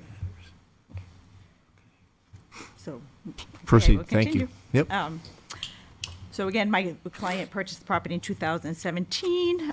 But before I begin, as you know, you have 50 pages of documents for me. I do think it's important to go through the history of the property so everybody's aware of what happened and how we got to this point, because it is a little bit different and unique. So in 2005, the property was owned by Joseph and Mary Lynn DiCarlo. It consisted of a single-family residence, a barn, and an in-ground pool. In 2006, the owners approached the town regarding the rezoning of the property from AR1 to commercial C4. Apparently, the DiCarlos were looking to sell and or otherwise redevelop the property and believed rezoning the property would provide an economic advantage with increased viability and profit. On January 11th, 2006, the owners appeared in front of the planning board for a public hearing to discuss their rezoning request. During this public hearing, one of the owners stated that some of the main reasons for the request were the safety of the children, the preservation of the historic home, which would not be guaranteed if the home was sold as residential, the many businesses in the area, and the increase in traffic that she saw. And again, I have cites to it for meeting minutes. I don't want to go into all of that. She further stated that all they wanted to do was to allow professional office space on the property. The owners continued to discuss the potential redevelopment of the property as commercial. They stated it was their intent to develop the property commercially on their own. Discussion between the town staff and the planning board ensued, focusing primarily on the residential nature of the area, the town master plan, and spot zoning. The majority of the discussion was around concerns over commercially zoned property in the midst of a residential neighborhood and not on the known or unknown historic nature of the structures on the property. The preservation of the structure on the property appeared inconsequential, and the public hearing meeting minutes reflect little discussion on that topic. Town staff opinion to the planning board was not to recommend the rezoning change to the town council. The planning board voted at that point in time not to recommend the rezoning change. On March 1st, 2006, a planning board public hearing was held on a petition rezoning request. I think there was a little bit of an issue on the process that took place, so you had 2 planning board meetings. And at that, the second time, the town determined that the January public hearing utilized a process not allowed by the town charter, so they were, the then current owners were in front of the planning board again. They reiterated their same position as outlined in January. The public hearing minutes reflect concerns over potential conflicts and concerns of elected officials, to include 2 town council members and board members signing the petition warrant article and then acting in their official capacities. The owners informed the planning board that they obtained a purchase and sales agreement for the property and reiterated their reasons for the rezoning request. Town staff stood firm in maintaining its opposition to the rezoning request. Again, any potential historic value that could be attributed to the property appeared almost as an afterthought in the discussion. From the research performed, the town did not approach the current owners with concerns over preserving the property. The property was not listed on the National Register of Historic Properties or in a historic district. Rather, the current owners offered it up as part of their negotiations to secure a more economically viable zoning designation on their property. Numerous concerns similar to those expressed in the first planning board meeting were once again raised in opposition to the rezoning request. The planning board ultimately voted again to not recommend to the town council the rezoning change. Then on March 30th, the town council had a public hearing. Interesting dynamics continued, whereby one planning board member, Chuck Tilmer, spoke and stated that as a planning board member, he voted against it the first time because he thought the planning board was being asked to facilitate a real estate deal. Abutters expressed concern over the lack of proper notification. Then the hearing was continued to May to allow for further notification and research regarding the request. And during this meeting, the first town council ordinance was defeated. And the ordinance at that point in time, the first one, did not contain any mention or provisions regarding a historic preservation easement deed. On May 1st, the town council held a public hearing, and they continued that with multiple residents once again expressing their opposition and concerns over the rezoning, once again echoing the concerns of brokering a real estate deal. Councilor Bove stated, "It is expensive for homeowners to adhere to the historic preservation. A business could handle it better." The town council ultimately voted over the recommendations of town staff and the planning board, and they approved the rezoning request. And Ordinance 2006-03 was adopted, and you had that in your packet. And then as a result of that, 2006-03, on September 18th, 2006, a historic preservation easement deed was executed by the town and the then current owners and recorded at the Rockingham County Registry of Deeds. It is our position that this historic preservation easement deed extends beyond what was contemplated in the town council ordinance of 2006-03, which limited the historic preservation easement deed to only the exterior of the structures and exceeded the established parameters as outlined in the ordinance, which provided that the town, and this is in quotes, shall receive a historic preservation easement and historic preservation facade easement from the property owner, requiring that the exterior of the historic structures be maintained in the current state, not to be altered, demolished, or added to. Despite the language that was contained in the 2006-03 Town Council Ordinance, the Historic Preservation Easement Deed referenced for RSA 477:44-47, but there was nothing mentioned in the meeting minutes qualifying the property as historically significant for its architecture, archaeology, or associations. There was no official record of a site visit to determine the historic value, if any, of the site, which was being used as a single-family residence at that time. At the time of the granting of the historic preservation easement deed, no record could be found on the condition of the structures to determine what historical value existed at that time, if any, and that's going to become important later on. The property had no official designation or distinction on any historical registry. Rather, a trade-off between the town and the property owner to assist in the potential sale and redevelopment appears to have taken place. Further, the town recognized this juxtaposition of the historic preservation easement deed and its problematic and uncertain enforcement on the property during a town council meeting on June 5th, 2023. And again, this has been going on for quite some time. At this meeting, town council member John Farrell, who was a planning board member in 2006, recounted the unusual history of the historic preservation easement deed and the rezoning request, noting the irregularities. And that's on Exhibit 8. The condition of the property and subsequent changes to the property without proper enforcement was also discussed. So currently, the bond has fallen into a state of disrepair, and the owner has obtained permission from the town to demolish it. The house underwent significant renovations under prior ownership. If he was to testify, he would say to include a new roof, windows and siding, all which detract from any potential historical value. We now seek elimination of that, and to further go through the proper processes, we reached out to the New Hampshire Charitable Trust Division.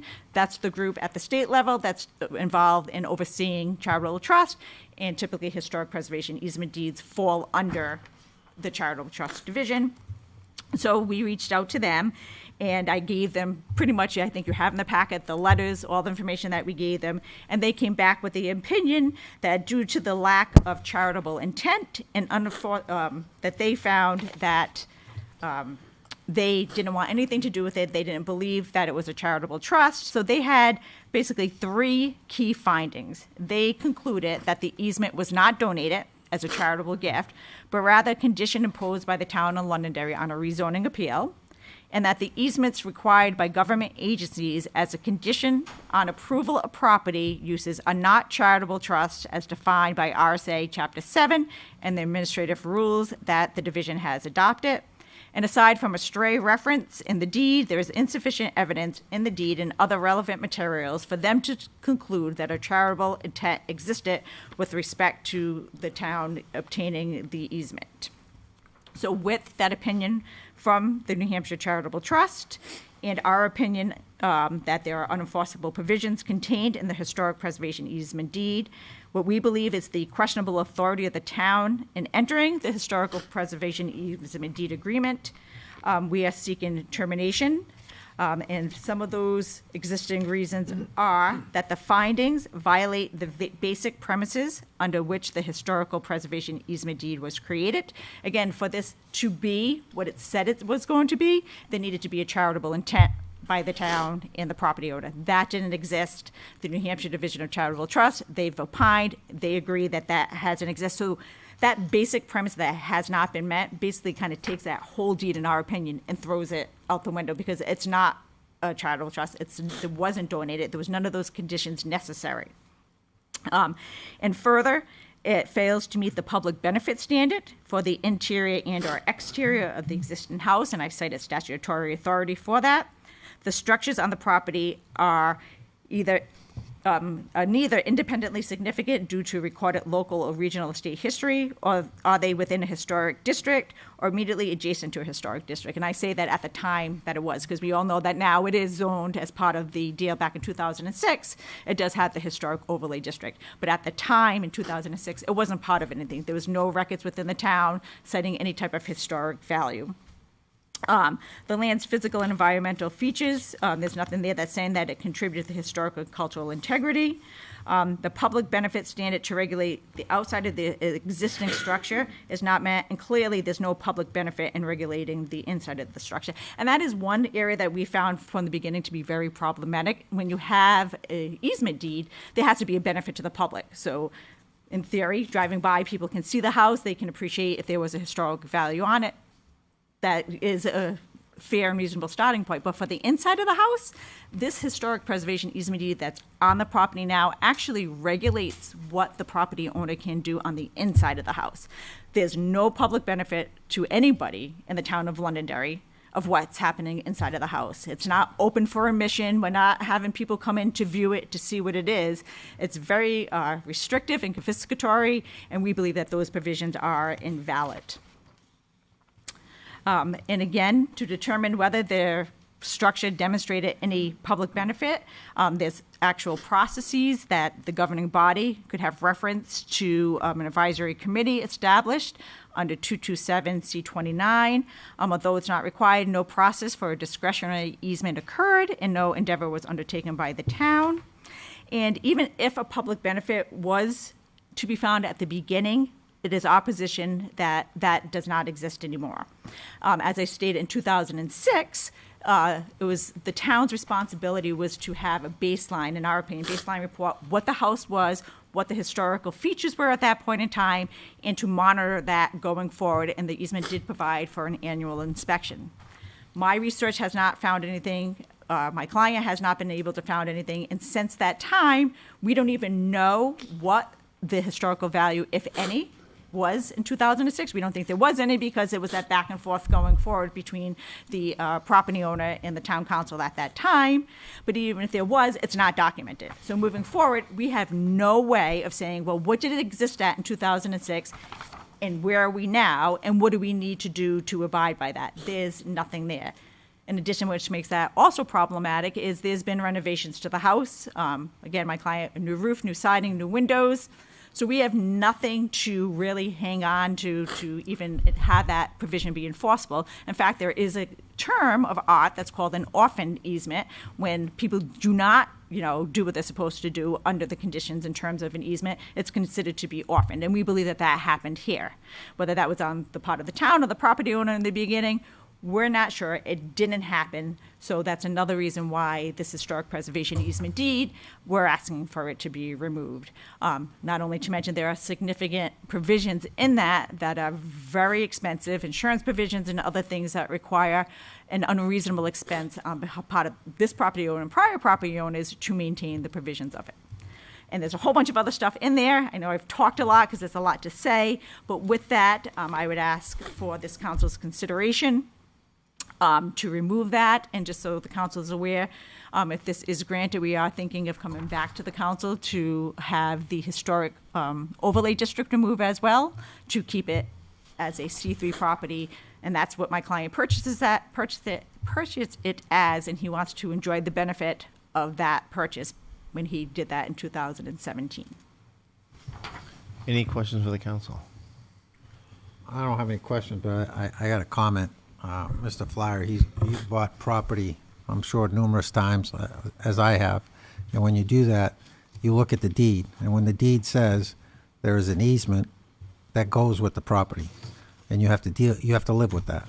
However, having read all these documents, I understand there's issues there.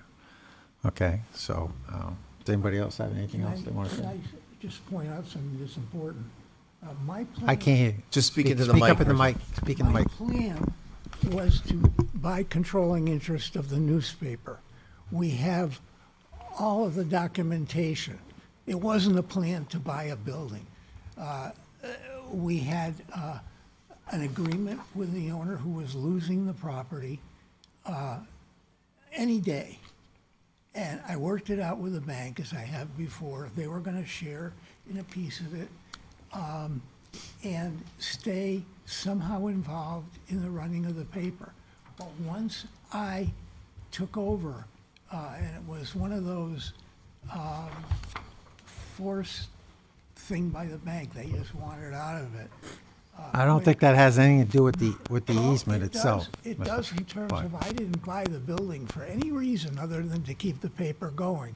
And when we ended up with the building and the easement, my only interest was in saving the paper and seeing some modifications made. And we were instituting capital into it. And that took a turn that was pretty awful. Any other questions from the council? Nope.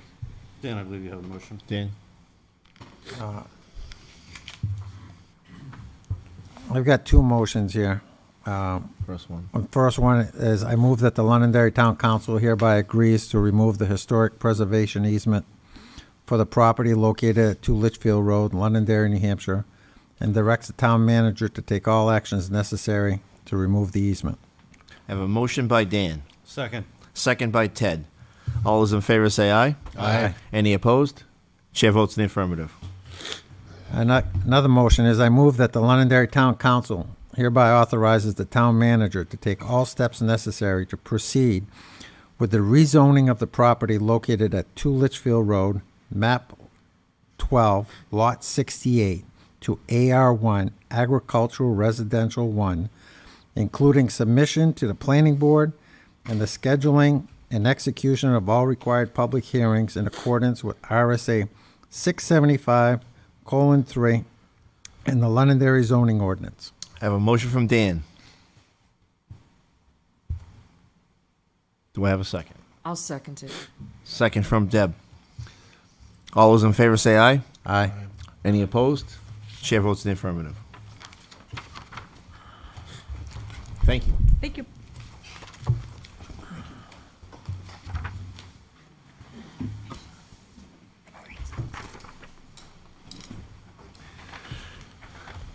Next up, we have a presentation on OpenGov.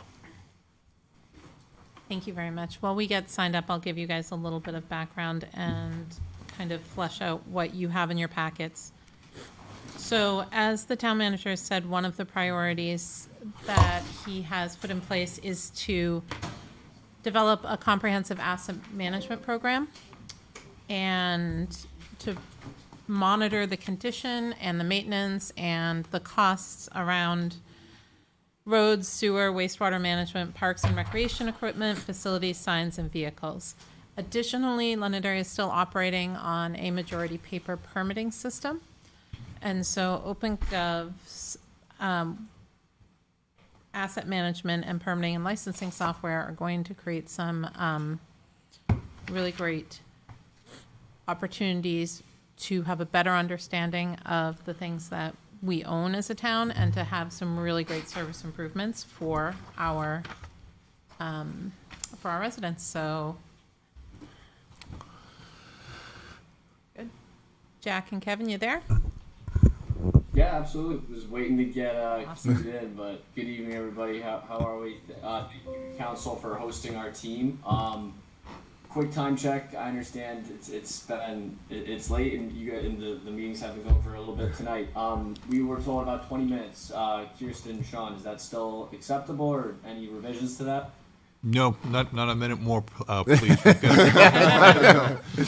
All right, well, fantastic. I think quickly we'll do introductions from our side. We'll cover a very high level foundational review of OpenGov, just so we're all kind of speaking from the same page. From there, our Rachel will take us through more of a demonstration, really oriented around OpenGov asset management. Definitely hearing all the items around community development, what's going on within the town. Certainly some exciting items that I think we can actually assist with even further. In way of introduction, though, my name is Jack Rignoni. I serve as our team lead based out of the Boston office, but up in New Hampshire quite a bit to bring on new partnerships. Been at OpenGov now for about 2 years. Really excited to meet with you all, and thanks again for the time. Kevin, I'll hand it over to you. Good evening, everyone. Thank you for the invite to tonight's meeting. My name is Kevin Brady. I'm account executive serving on Jack's team here in the New England region. And my focus is on the asset management side. So very exciting opportunity. It was a pleasure to work with the community. And excited to see what comes of this. So I will pass over to you, Rachel. Yeah, hi everyone, great to meet you. My name is Rachel. I'm here from OpenGov as a solution specialist. So I specialize in our enterprise asset management system, as well as our permitting licensing system. So really here for the technical resource. I spend my days talking to folks like yourself and going through software demonstrations. So I'll be the one walking through that in a little bit. Fantastic. Well, please ask questions as we go along. If anything does come up that seems of importance, please let us know. I'll quickly share my screen once everyone's able to see that. Just let me know. It should be here. Coming through? Yep. Great. So really quick overview of OpenGov for anyone who might not have heard of the work we do in the region. But we are the public service platform for state and local municipal government, focused really on bringing strong AI and ERP solutions to organizations to really do a few things. First, help you operate more efficiently within your own team and within your colleagues internally. You adapt to any changes as they come along. We hear about whether it's zoning ordinances or changes to master plans, helping you be in the driver's seat, manage things proactively, and ultimately bring really strong, transparent processes to the town and bring your constituents further into the conversation. From a solution standpoint, we are a comprehensive ERP solution centered in financial management, so your core accounting processes, the general ledger, but each piece of this puzzle that you see in front of us fully integrates across the board and operates extremely well on its own. You know, communities like Milford, Nashua, Salem, Merrimack, all a few kind of in your neck of the woods that leverage a variety of OpenGov solutions. You'll see enterprise asset management and then permitting licensing, which are the two areas that we work closely with the town, providing multiple demonstrations, hearing what's critical in a partner, but also from a technical standpoint, and looking forward to bringing it on today. Across New England, we're lucky enough to say that we work with over 200 municipal partners across the greater New England area, 135 or so in Massachusetts, 70 in Connecticut, and then plenty that you'll see right here in New Hampshire and Vermont. Ultimately, we have a strong playbook that we operate off of, and we have best practices for making organizations efficient and effective. But at the same time, we specifically tailor our partnerships and our projects around what is the most important for your organization and your community today. Last thing before we get to the fun part, show you really what it'll be able to do and within your organization is, to break down enterprise asset management. That's how ultimately you're going to manage your assets, know what you have, what conditions they're in, as well as the individual work orders, managing and estimating the resources you have available, and then modeling and taking the best approach down the road to 5, 10, 15 years in the future, how to put your community and your town in the best possible position looking forward. Any questions off of that? I know that was pretty quick and high level, but before we dive into the greater items, wanted to just see if there were any other questions. Good. I think we're good. I'll take the silence. All right, fantastic. Well, Rachel, with that, I'll kick to you and kind of let you drive from here. Absolutely. Thanks, Jack. Let me go ahead then and share my screen, and we'll walk through just showing you a little bit of what our asset management system looks like, as well as the permitting licensing side. I'll pause a little bit too if there's questions really that come up, but let me go ahead and just start sharing my screen here. All right. Great. So we're going to begin here just on the asset management side. We're going to start here just with our user dashboard first and really look at kind of the reporting components within the system, and then move through kind of the three key main areas that we have of our software. The first one being requests. So any maybe requests that are initiated from the public reporting an issue. Maybe there's a stop sign that is down or a pothole that needs repaired. We can associate requests. From there, requests can turn into work, which we have associated completing out in the field. But then as well within work in our system, now we have that reactive type of work as well as proactive. So maybe that routine preventative maintenance, full visibility of work, but then finally being able to associate that all directly to the asset. So we'll walk through those main three components. Really what you'll see though is now that we can tie those components together, we'll be able to have more operational efficiency just within your organization. With that, now you can provide services directly to your residents and really to see how easy it is to utilize the software, gather now this data and reporting on it for those longer kind of term planning. So we'll start first just on these dashboards here. So really, we are now just a massive data generating tool. So you'll see every action that we take in the system when we're generating any information and capturing data, we can utilize into these here we kind of call gadgets. So these gadgets here really will be configured per user. You can see these are dynamic, but these are also going to be backed in updating in real time. So these are live dashboards here, these gadgets that you can have. I threw a wide variety of different types of gadgets that you can see we can now associate and track, whether that is just maybe work that I'm working on, maybe as an individual. Maybe I want to see more high level, just budgetary information. What is the streets department doing every month? What's the cost of the work going into now the community? Or even breaking down maybe from a supervisor level, tracking the task, the labor hour of my team over the week, or breaking out by different departments. Really now you could just see that we can utilize this dashboard fully to be configurable just to provide, full visibility to whatever key content is most relevant to the certain departments or users within the organization. There's just some examples here. We could see just associated to different types of assets. Again, really, we are kind of agnostic here, whether that is to a pavement segment, to a street sign, to a water hydrant. Really now we could track similar information for any type of asset here. So with that, let's just go ahead and kind of go now to this main component here within this home tab.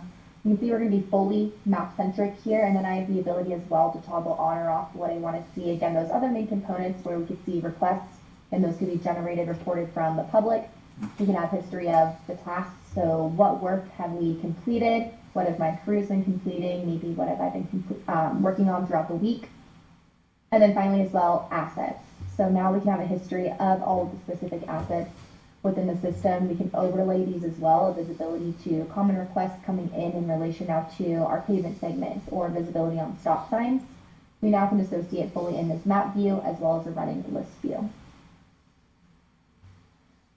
So kind of just going through just a kind of workflow component that we typically see is initiating from a request, right? So maybe someone is calling in to report a certain issue. We could see a running list of requests. I have visibility of what we've maybe been completing. We could track KPIs with our response time to completing this work here. Let's take a look at an existing request that we have generated. We'll have the ability to associate any photos with now the specific request. We could see any details, information associated. Here we have a large pothole on this street. We'll track who called in about this request here to report this issue. And now finally, again, just closing the loop, we could see the status of this request, the work in response to that reported issue. So here we have a patching activity. We went through, I completed this example, but we could see we can associate the work directly to the asset, as well as now completing the status of this request. So it can circle back to the public, ensuring, strengthening the public trust that we received this issue and now we actually sent somebody out to complete this work and the issue has been resolved. With that information though, we could track the activity. So here is the work we did in response to that pothole example. But here now we could track budgetary information that's associated with the work, whether that was that reactive type of work that we saw initiated from a request, or that proactive view now, we could track similar information with the cost for completing this work. So here we could see this patching activity that we had completed, and now we have a cost associated with this work, which is based off of the labor, who was out there, how long did it take, the equipment that we used to resolve this issue, the materials, we can all use now to track and get into now a full summary of the total cost that it took to resolve this specific activity in this patching example. We have a mobile app that could be utilized to actually enter in this information. We're out in the field of resolving this work, and whether that is that reactive or proactive, we can have it in one location. Finally though, with this work as well, we could see we can associate this patching activity directly to the pavement segment. So directly now to this asset here. So let's go back here. We could take a look just at a map as well. If we want to take a look at tasks, let's take a look at assets here. And again, now on this map, I have the ability to see what assets and what condition our assets actually are in the community. We have full integration with Esri, so utilizing GIS and data that you have here, we have the ability to pull in asset information. We can take a look at a pavement segment here. And again, now we have a full work history towards the maintenance of our assets within the community. So for pavement, we could track the overall condition of this asset. That could be generated from pavement condition data. What is the state, the condition of our assets here? Any details associated, a full work history, whether those are inspections that we have been performing here. We have 3 inspections on this specific asset.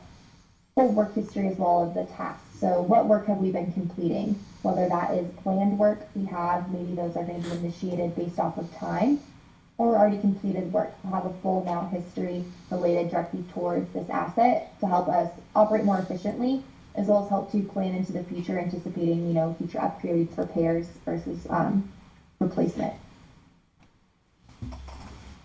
Now having this information as well, we could see, we can pop this out, we can associate the total cost for maintaining these assets to date.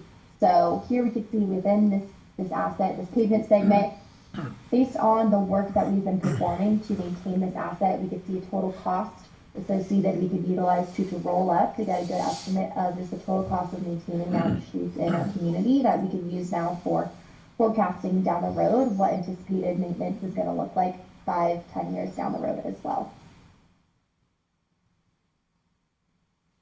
That is just a little bit, keeping an eye on time here, of just a summary of viewing reactive work within the system, from requests to tracking now information and work we're completing, and associating it back to assets. So happy to answer any questions as well, and really now also focus on kind of the permitting and licensing. Sean has a question.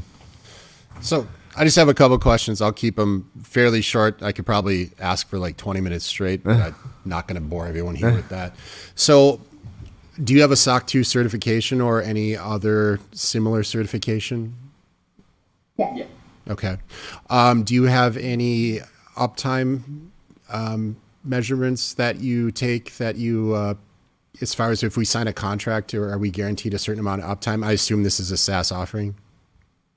Yeah, we're a software as a service organization, so we're cloud-based. We do have language around uptake time. We can certainly send it over to you. To be very honest with you, I don't know it off the top of my head, but yeah, we have regulations around it. Okay, and incident response, I assume too? Yeah. Okay. Yep. So, yep. And then the AI component, because I noticed you mentioned that in the beginning. Yeah. Is that something where the information we put in from our town trains the model that it's there, or is that information separate so we only train it internally and we keep that stored to ourselves? And is there an option to turn it off? Yeah, so good questions. And they're pretty relevant when we have these discussions. So you own the data throughout the partnership. Londonderry always owns its data. The AI features can be turned on and off. It's also based, right now, it's more so tools that you can leverage within the system. It's less so dedicated language models that you coach and train throughout the system. For an example, with the licensing operations that the town might use within the permitting and licensing solution, you can have it generate, and you proof it and you edit it before it gets sent, but you can use it to generate messaging around renewal campaigns, letters to businesses to renew licensing that can take time off of your staff's hands. Yeah. So it's more so in that application. Okay. And then it's cloud-based storage? Correct. Okay. All right. That's all I have. Thank you. Go ahead, Ted. Ted has a question. So I guess this is first a question for our town manager. Are we looking to implement this for only certain departments, all departments? How will this be implemented across the board? Townwide. All of our buildings, all of our DPW assets, all of our sewers, signs, everything that we own in terms of that. We can also add vehicles as well, but right now DPW only maintains their own vehicles, at least right now. So we're only looking for the assets that the town owns? That's how we're looking to be using this right now? Correct. Okay. Yes. What about other features that we could be using this software for? I don't think. Are there any other features that this company can be using it to improve the town? Well, it's for assets. It's your infrastructure assets is what we're tracking, and then again the cost to maintain those, and also the ability to project what those costs are in the future. Okay. I guess I'm just seeing are there any financial management software tools that they have that we can implement and improve that the town doesn't have currently? Are there any better ways that we can have revenues go up in town for collections that we can implement with this software of the company? So they're going to be talking about permitting. That's another module of that we're also implementing. And then we're also looking at the finance module so that all ties together and integrates together. Okay. Deb has a question. I have a question. So I know we're looking at doing this for the town. Is there a application that we could use for a library and school in which it would be more cost effective if we did a larger, bigger piece, or is it not even applicable to using it for library and school? Well, it includes the library. Library Okay, is so part then of the town. just for the school. Right. The school district would be told they're a different government. They manage their own assets. We don't manage their assets. That would create complexity. Right, but I'm talking about the building aspect of it, keeping track of, what's being done, how it's being done. That looked very effective and efficient, and I just didn't know if I mean, I guess if we ever have a joint meeting, that's something we could talk about with them. I don't know if there's like a deal that could be made that, you know, well, if you're going to add them on, which is a bigger project, you get it for less amount of money. I mean, it's all going into one bucket to be going into two pockets, but I'm just trying to think. Yeah, that would create some complexities that would be challenging. Nothing against the school, it's just that they're a totally different government, they have different facilities, and I don't even know how they may have their own management system I'm not aware of. Right. But, I mean, it's a conversation, and I don't know. So Dana- do you? Okay. Oh, Sorry. Dan had a question. Oh, go ahead. Do you have any ROI statistics and references as well to go with those? Yes, absolutely. So for a few examples in terms of more on the permitting side of the use case, but we generally see permit times from application intake to finalizing and issuing the certificate of occupancy or whatever it might be, generally decreasing by 40%. Foot traffic down by about 80% generally, so like your walk-ins and that usually. The town of Warrington, Virginia leverages OpenGov highly, both actually for asset management and permitting. They save about 2-3 hours daily just using the softwares. Really what it allows you to do is identify areas within process that might be fine today, but they just create bottlenecks. And you can have excellent staff, but if you don't have the tech that meets the level of your employees, you're just going to miss out on potential advantages. Would be happy to send over. I always like to offer one-pagers around communities who've brought us on. There's quite a few around you all as well. Dan had a question. Oh, go ahead. Oh, sorry. I'll finish. All right, so I'm not a techie guy. All right, basically trying to figure out, Jack, when person calls in and says we have a road hazard on a certain road, how does that information get put into the system and get tracked? Yeah, it's a great question. Rachel, maybe from a solution standpoint, do you want to break that down? Yeah, absolutely. So we have the ability, I think the example you gave was via just a phone call, someone is calling in. Now you do have the ability to document and actually create a request. So there we can go through and generate a request, what the issue is, who it is calling about this issue. Lots of ways to configure, capture this information. We also do have an integration with any open 3-in-1 system. So actually could be a public facing system, any 3-in-1 portal to log in, generating just via online received here, but here to put in the issue. Maybe I am reporting, that specific pothole. Who's calling in, whether that was myself, you could say Dwayne's calling in and pull in information, can help with automations as well back to the resident, maybe to Dwayne, letting him know of status updates.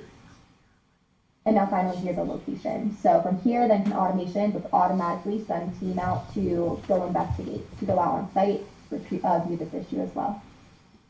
Thank you. Go ahead, sir. So what does a typical implementation look like? I mean, what's the typical cost? Who project manages that? What's the length of time typically?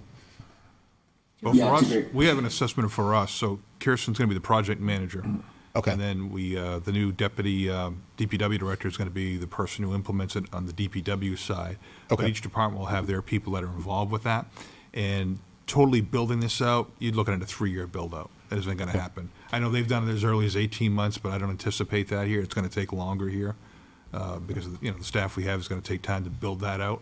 And I want to make sure that we're prepared for that. We do it less than 3 years, that'll be great. But every segment of road has to be added in there. Every sign, all of those things, signals, getting all the information guardrail, drainage systems, all of our buildings, and all of the child assets of those buildings. It's a lot of work.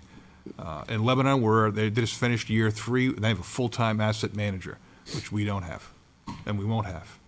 So, and I asked this question not critically, but just curious. So, phase 1, that's about 3 years to get everything, or is it 3 years? The entire thing is up. There's no real phased approach to this. Well, there is a phased approach because one, you have to set up the background that makes sense for the town of Londonderry, and then you have to put your assets in there. Mm-hmm. You've got to train people. So there's a whole step process, and they've done this time and time again all over the country. So there's a phase process, there's a schedule, and all of that goes along with it. Okay. And I think if I may, that it's important to, it's not 3 years till any usability. That's 3 years to Yeah, completion. that's what I was getting And at. we're viewing it as the asset management is phase 1 and then permitting is phase 2 right Oh, now. perfect. So they'll have a staggered start to better allow to distribute resources within the town hall. And then finally, our data is stored on separate instances, not in a common instance with other municipalities, or is that, am I wrong on that? Sorry, would you mind clarifying the question? Is it stored in its own instance, or is our instance, is our data stored in the same instance with other municipalities? Or, no, it's not. Okay. I just wanted to ask and not assume, so thank you. No, good question. Okay, I'm good. Any other questions? Thank you for the presentation. Yeah, absolutely. You know, if there's ever you know an ask to hear more about OpenGov or learn a little bit more, like you know, we'll be able. You know, Kirsten and Sean have my contact information. All the rest, we sincerely appreciate the time and look forward to continue conversations and all the rest. Thank you very much. Thank you. Thank you. All right, bye now. Thanks, everyone. Thank you. Thank you.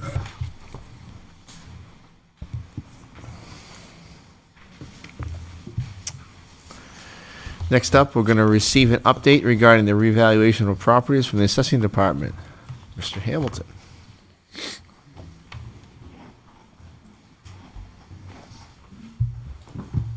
Good evening, Mr. Chair, members of the council. I am happy to be here tonight to talk to you about the progress made towards the revaluation for 2025.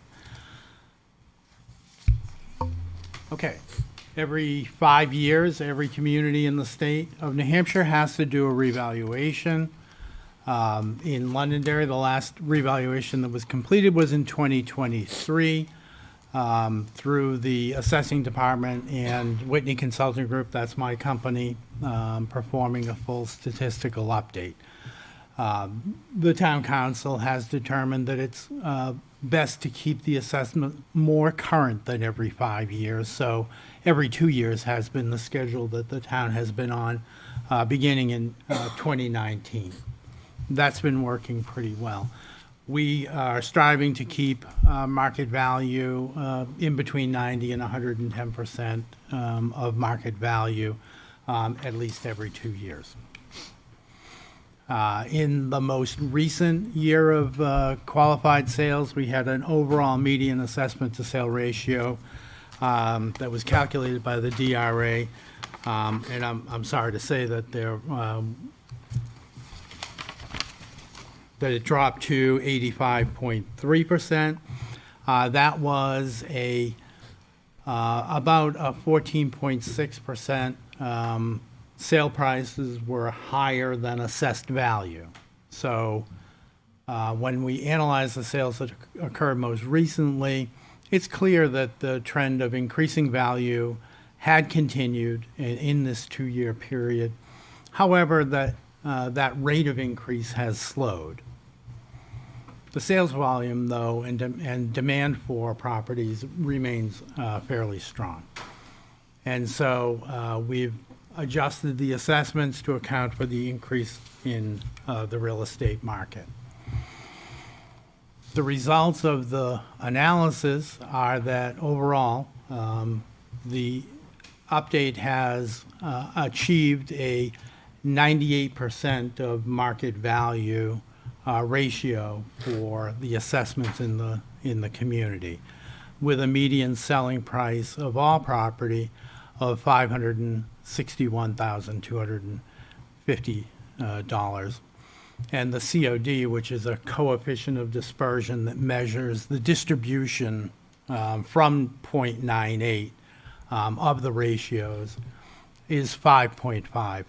That's a very, very good score for the accuracy of this valuation.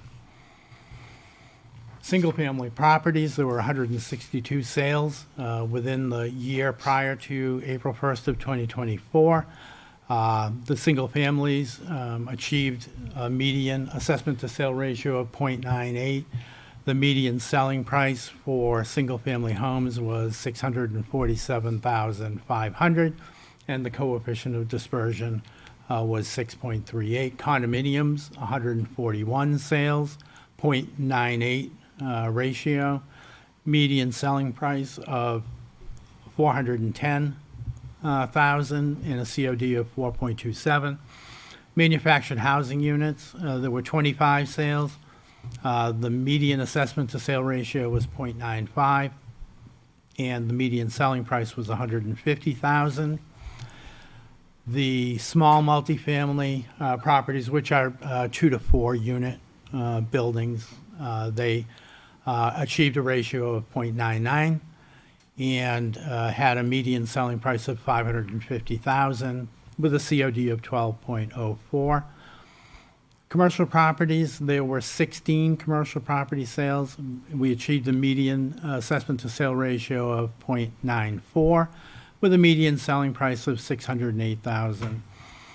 The coefficient of dispersion was 10.88. The COD is in part a reflection of the sample size. So as the sample size gets smaller, there's generally a little bit more variability. So it's not unusual to see slightly higher coefficient of dispersion numbers.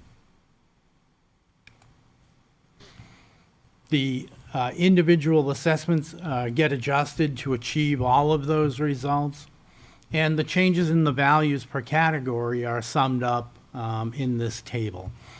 All taxable non-utility property, which represents 10,280 properties. The prior total value of that set was $5,875,756,050. The preliminary value estimate is $6,726,090,456. That's an increase of 14.5% over the 2-year period. Single-family properties make up 6,195, so they're included in that all taxable, but as a separate category. Their prior total value was $3,364,225,994. The revaluation lifts those values to $3,899,750,168. That's a 15.9% increase. Condominiums as a class included in the total 10,280 make up 2,576 properties. Their prior total value was $892,729,300. The preliminary value for the condominium units is $1,069,208,300. That increase is higher than the overall increase in the sample size at 19.8%. Manufactured housing units or mobile homes, they make up just under 500 units at 493. Their prior value was $5,368,600. The preliminary value estimate is $6,267,500, and that's a 16.7% increase in the value. Small multifamilies make up a much smaller set of properties of only 110 properties, representing $62,221,266. That increased to $71,311,471, a percentage increase of 14.6%. The commercial property that makes up 658 properties, that including commercial apartments. So commercial apartments are large apartment complexes. That set of properties had a prior total value of $1,469,748,003. That increased to $1,586,097,406. That's a 7.92% increase, but there's pretty wide variability within that set because, as you may imagine, it's a pretty wide variety of properties, from a small retail store all the way up to a large apartment complex or significant manufacturing or warehousing facility. And so, for example, in that set, the large commercial apartment complexes increased closer to 28% in value, where the rest of the commercial properties were more likely in the 4 to 5% increase range. The utility valuation is begun, but it is still underway. And so we've reported these values as separate from the utility values. Some of the small categories have been omitted from this table, so if you take the time to add up the numbers, they're not going to add up because there are a few small categories that have been omitted from it. There is a pie chart that's interesting, and I think it tells a bit of a story in terms of the distribution of the property tax burden. We know that residential property represents most of the value of the town just by looking at that prior table. But this pie chart helps to visualize that there really hasn't been a very significant change in the balance between condominium values, single-family home values, and commercial value. That distribution is still relatively similar. The mobile home or manufactured housing units and the small multifamilies, they make up the smallest percentage of it. This doesn't represent, though, unfortunately, the size, because the size of the pie is 14.8% larger, but the distribution of those values is reasonably similar.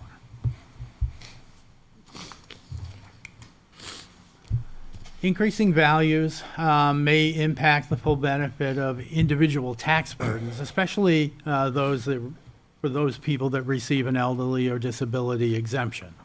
A full analysis of the impact of the changes in property value for those beneficiaries is underway and will be completed and presented to the council after the final values are set.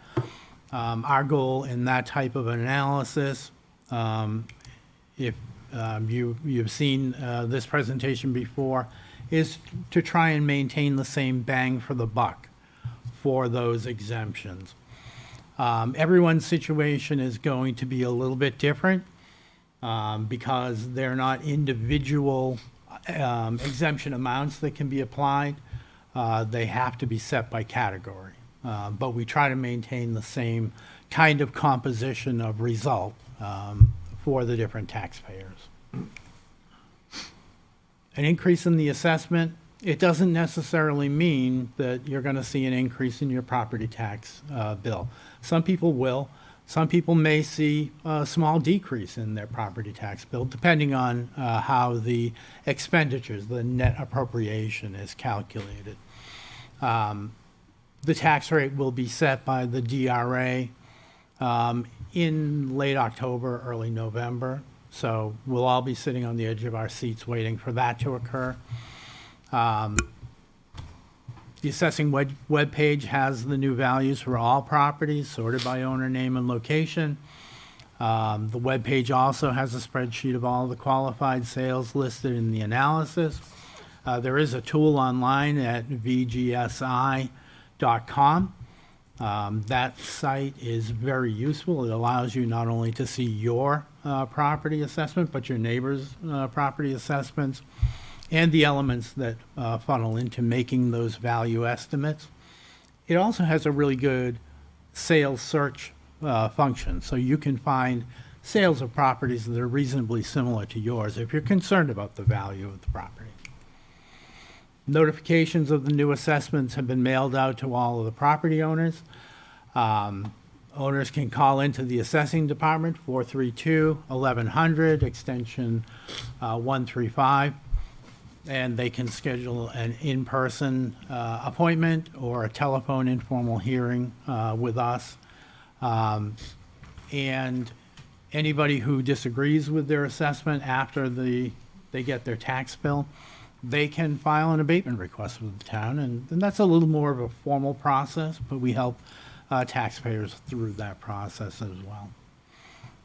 So far, we've had about, I'm going to say between 75 and 80 people who have come in to have assessment hearings, to ask questions about their particular assessment issues.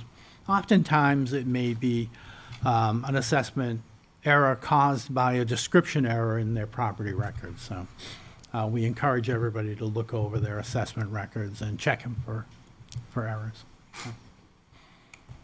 And I'm happy to answer any questions. Any Sure. questions of the council? Absolutely. Ted. So if I'm seeing this correctly, from last year to this year, our commercial properties values have gone up by $116,349,403. How much of that has come from new properties that have come online with certificate of occupancy as of the date of when this was collected? I don't have that answer off the top of my head. Okay. So I guess this is basically just off of any property that had an increase in value? No, this is the total set of properties in Right. the category of commercial property. Okay.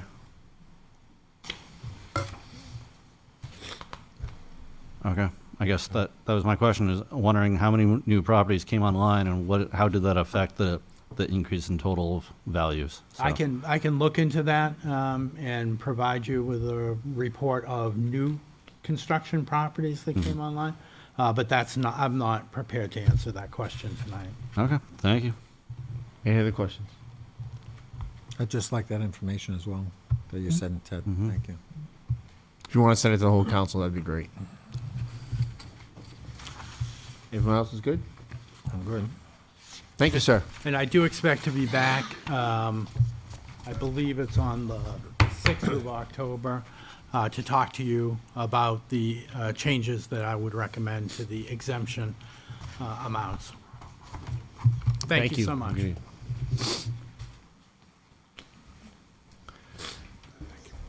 Next up, we have unanticipated revenue in the amount of $5,000 in the form of donation to the Londonderry Fire Department. Mr. Campbell.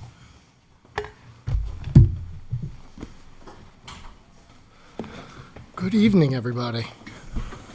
So, the fire department has received a donation for $5,000 from from Calpine. This is a request to formally accept that, so that way they can expend those for a purpose that they see fit to assist with their training and gear. Any questions from the council? I move Where are they that- located? Yeah. Calpine. This is the power plant. Oh, the power plant. Oh, okay. I don't think many people would know that it's called Calpine now anymore. Oh, I apologize. So this is AES, the power plant that has donated the $5,000 to the fire department. Wonderful. I'll move that the town council hereby accepts a donation from Calpine Corporation as presented in the amount of $5,000 under RSA 31:95-B, 3, parentheses B. I have a motion from Dan. Second. Second from Sean. All those in favor say aye. Aye. Any opposed? Chair votes in the affirmative. Next up, we have a discussion. We have a all right, we have a fourth quarter budget report update. Mr. Campbell. Yes, so in the packet, you'll see a memo that outlines the status of the general fund budget as well as the revenues for fiscal year 25. I want to emphasize that these numbers are unaudited, as our auditors will be coming in next week to perform the fiscal year audit. As you go through, what I did is I broke it out to try and alleviate some potential confusion that I could see coming, where you'll have your town department budgets and debt service, and then on the next page you'll see the capital outlay and transfers. The reason why I broke it out in that fashion is because of the water main warrant article, where we have to gross appropriate. You'll see that essentially there's about $23 million that hasn't been spent, because that's essentially the way DRA has us budget for warrant articles of that nature. So if you go to the general fund aspect, you'll see that we came in $629,990 under budget as of today, with them being unaudited. I'm not sure if there are any questions regarding those before we move on. Any questions? Zane, go ahead. Alrighty, so just for the public's awareness, should they not be looking at the document, out of that, a sizable portion, about 523, came from unexpended insurance items from various open positions, those that have left, those that switched from a family plan to a single, two-person to single, things of that nature. If we now go to the revenues, you'll see that we came in over budget, with a significant portion of that being from the sale of the Gilchrist Realty, as well as the motor vehicles and in investment revenue coming in much higher. So motor vehicles, as I've mentioned since, where is it? Since 2019, we've increased the estimated revenues by 2.5 million. What I'll do is I'll take a look at the previous 3 and 5 years. The remaining months we have left, take a look at the average of those months, take a look at the high point, the median, and the average of those months, and then make my determination on where we can put the estimated revenue while still making sure that we hit it or we come close to missing it without going severely under. I will pause here in case anybody has any additional questions on this. Any questions? So, for example, like for building permits, it's kind of hard for you to really scale that up or down because that could really vary year to year, right? Correct. What I'll try to do is I'll try to reach out and determine if we're aware of any large projects or things of that nature. I'll look at where we're at currently. I can tell you right now, this year, we're going to be increasing it based on what we've received so far, as well as additional information I've received from the department. But it's kind of I'm trying to project out the next 8 to 10 months on what will be built and what won't. So while somebody can say they're going to be doing a building, if lumber increases significantly, they then say, you know what, it's not worth doing it. Right. Or if interest rates are not favorable, Right. they're not going to build. But it's also nice to have a conservative viewpoint, and all of a sudden we have a nice surplus. Well, yep. And the other thing to keep in mind too is during budget season, what I will do is I will purposely go lower. That way, come the warrant, you're looking at a potentially higher tax effort than if I were to go high and have to change it lower. That way, to me, that's always been more fair to the taxpayers of, I'd rather give the good news of we got revenues higher than we thought when we got budgeted versus revenues came in lower, therefore the tax rate will increase based on lower revenues. So during the budget process, which will be upcoming, you'll see these estimates for the revenues be lower than normal, and then we'll tick them up during the tax rate setting. That way the taxpayers are voting on a worst, not a worst case scenario, but a potentially worst case scenario.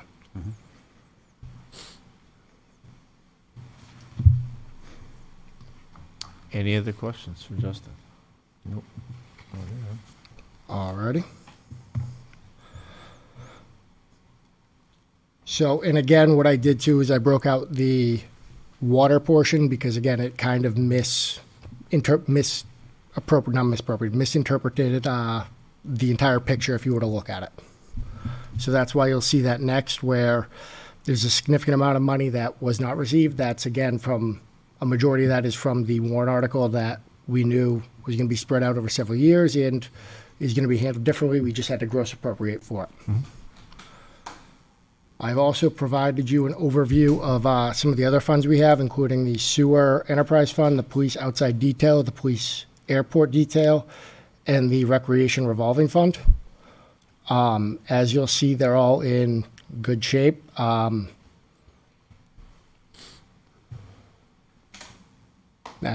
I'm not sure if anybody has any questions on that. What you don't see here is the police airport detail. If you look, it's doing exactly what it should be, where it is the revenues are equaling the expenses.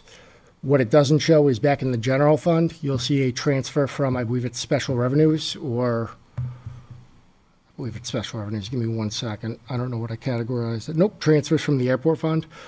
That's where you'll see the administrative fee that we receive from the airport. It's processed through there.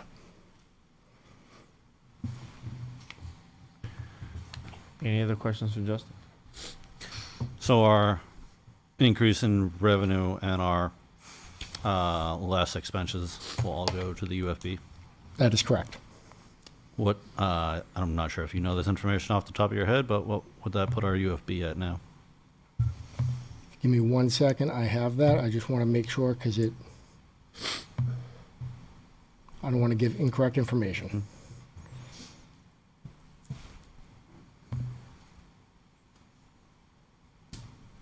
Right now, you're looking at approximately 12 million. Have you seen, I guess in your time, this much of a delta on our revenues from what was expected to So what you have to keep in mind, a significant... I mean, I know you got to take out the real estate sale. Exactly. I was going to say 1.9 of that Right. is that real estate sale. But even where, still, 2.3 million. That's pretty significant. Correct. I can't say with certainty. I can tell you that that is a significant amount, even with the amount we've increased it from tax rate setting time. One of the items is, and I'm looking at interest investments, we came in about $500,000 over budget. When I was setting this tax rate, I was told that we were going to deal with cuts from the Fed rate in December, February. They're yet to happen, which is good for us on a revenue side, bad for us on a borrowing side. So you'll see things like that on there. Any other questions? Thank you, sir. Thank you, Justin. All right.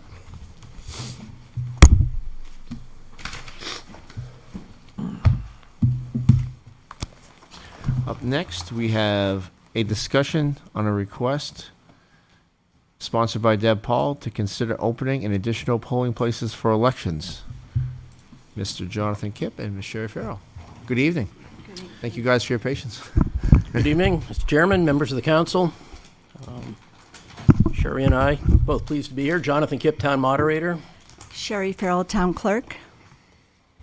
And I think we're here as a resource to the council tonight as you discuss whether or not to investigate opening additional polling places.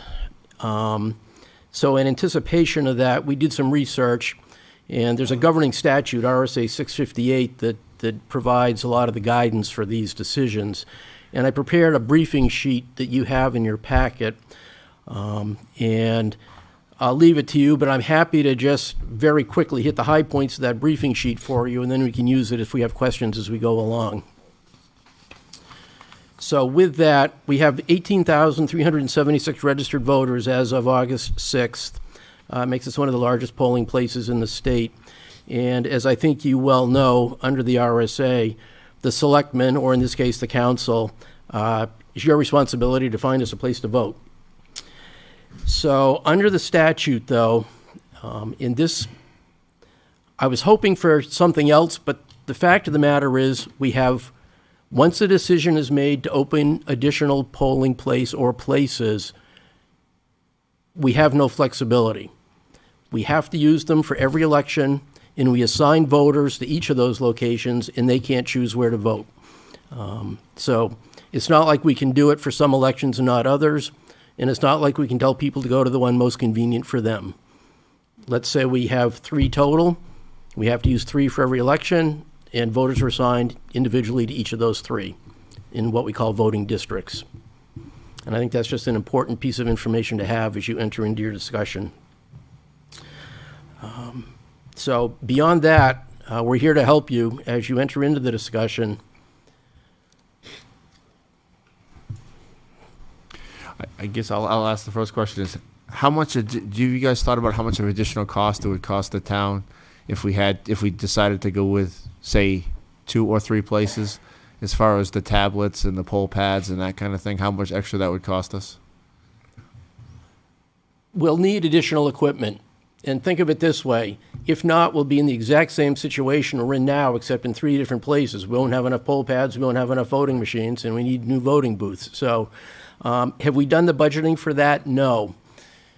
But on an average, a new voting machine is around $6,000, and then there's maintenance that goes along with that every year. It would require more additional polling pads, which you're looking at 1,500 to 3,000 with an additional maintenance workers, an assistant clerk, an assistant moderator, the custodial workers to manage and pull everything together at the different locations. The Secretary of State's warning or guidance on this is to be cautious, tread lightly. Sometimes the grass looks greener and it not always is. So it's something we really have to give considerable time and consideration to. Some of our neighbors have gone from one polling place to additional and then stepped back to one being larger than us. So I just think it's something we have to be very prudent about and make sure that it is truly the best thing for our voters and for transparency with our elections. Well, I think we've got to make sure we're comparing apples to apples too. Yeah. So let's say we decide we're going to have 21 voting machines and 7 in each location. Well, then how much would 21 voting machines in the gym here at one location give us the amount of throughput? So it shouldn't be, we're analyzing this through, we're going to buy more machines and put them in different polling places. We should analyze it against one location, same number of machines. If I may. Yeah, absolutely. Councilor Faber, that's an excellent point. We do have limitations in the gymnasium, though, which is we don't have room for 15 machines. Okay. And another factor in this that I've thought long and hard about is the traffic on Mammoth Road. We're not limited just by space limitations at the gymnasium for the people, but it's getting people in and out and finding parking. So it's a web of decisions that we have to make, trying to find what might be most convenient for our voters, which I think is what all our goal is. And we also have to weigh how much this extra is going to cost for police and Police, fire. Yeah, exactly. on that too. So I think there's a lot of economic variables. As we've discussed it too, one issue we have within the town is that we just haven't been able to come up with a location that has more than 80 parking spots or 50 additional parking spots. Presently at the high school, I believe we're at about 500 parking spots. I think in the whole town In complex that area. whole area that we can account for and use. The issue is, though, the one way in, the one way out. Right. And in some of the bigger presidential ones, we've opened up down where we used to, the back parking lot of the high school. We've had entrances there. Another topic that's come up many times through the years is that if the kindergarten isn't going to be used going forward, and I know that's still up for debate, but if there was a road that could be accessed behind the kindergarten that could access out to Pillsbury, that would give us another way for people to come in and come out. And I know that's been brought up with councils in the past, and it's a viable resource. It's tricky. Presidential, of course, is obvious.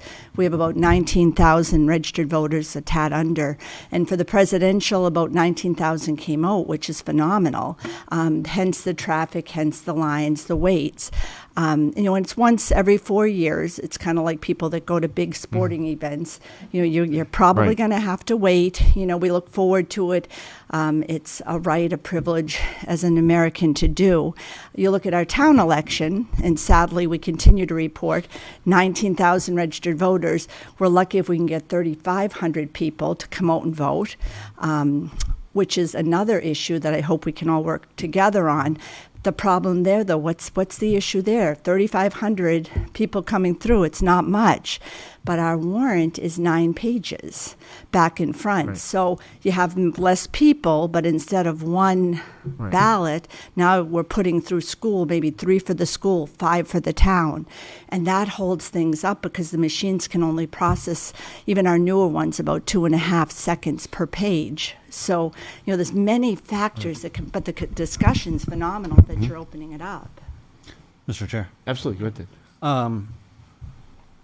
Obviously, there's a lot of economic issues to be taken into account if we were to open another location, but is there another piece with the RSA kind of be, I guess in a way, out of date with the pull pad technology? I mean, for example, if we had 2 locations and you voted at one, it would probably signify in the polling pad technology that you've already voted somewhere. You would not be able to vote at another location, correct?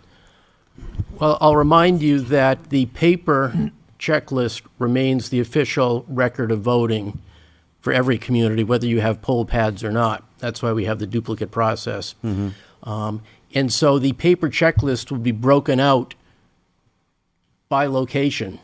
Right, I guess I was thinking of if we had those poll pads and they communicated to each other that someone had voted, that you wouldn't then be able to vote at another location. I was just trying to think of that kind of method if the technology had it.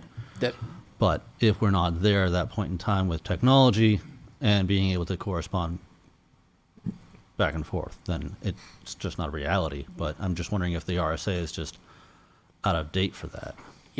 I won't speak to that. I'm not a lawyer. But again, the communities who do use multiple polling places, they still have the paper checklist. And if you show up at another place, your name's not on the checklist. Right, because it's split up based upon where you live, where your polling location is. Right. And it's because of, I guess, in a way, the RSA being dated to the point where it doesn't take into account technology. And I'm sure the technology is probably there, but the RSA might not be there yet with having the right ability to do it. I think you may be right. Yeah. I would agree. You mentioned that you'd have to section off people to only go to certain polling locations. Would that mean we'd have to create wards? I'm not sure of the legal definition. However, I think we would use what we call districts because we have the same ballot in every location.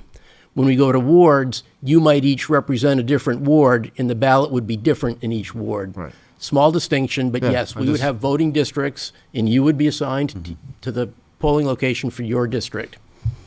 It could potentially be a situation where we're still in an at-large situation, but have the different districts based upon where you live.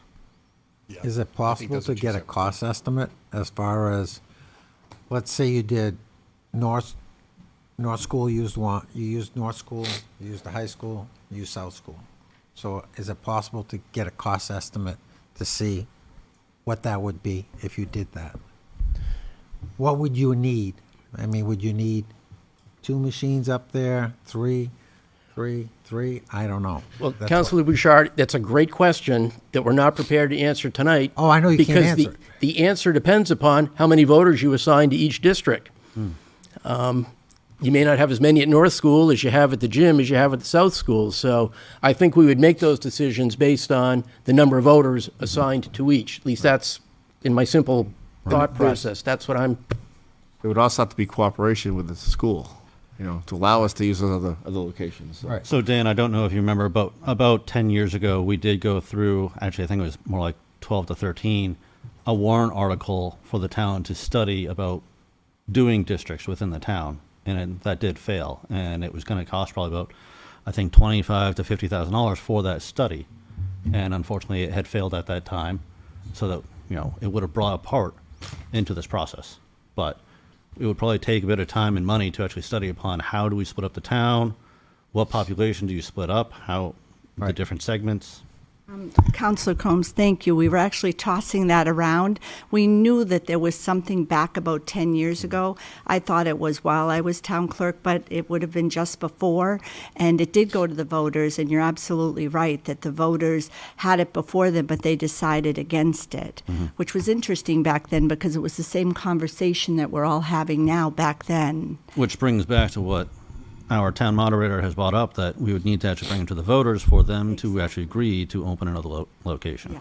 Well, and there's more factors than just voting machines and a location. There's number of parking spaces, there's throughput in and out, the ability to put traffic, how much overhead, because when you open a new location, it's not just one for one, you need the same number of people. Sometimes there's some overhead of certain individuals that have to be there that you wouldn't need if you had one location. So there's additional overhead on that aspect. So there's a lot to take into to open another one. Because I thought about this while we were sitting at the polls last year, like, wow, wouldn't it be great to have another one? But then I started to think, where? And the where is the hard part, because I think our elementary schools don't have enough parking. And then it's like, okay, well, what other locations? And I'm hard pressed to come up with one that can handle, if we had 3 locations. I don't know where we'd have one in North, and I don't know where we'd have one in South. And they hit the same limitations that the high school have, where it's really kind of one way in, one way out in a lot of them with the South School and North School. And we already have a lot of traffic situations at those 2 locations as it is. We've had some informal discussions, those of us who coordinate the voting, and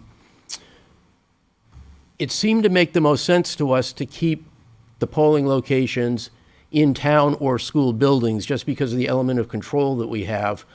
We, like I think the rest of you, we tried to think out loud about what other locations might be available in the community, whether it's a warehouse at the airport or somebody suggested I guess it's the abandoned bus depot at the Exit 4 Park and Ride.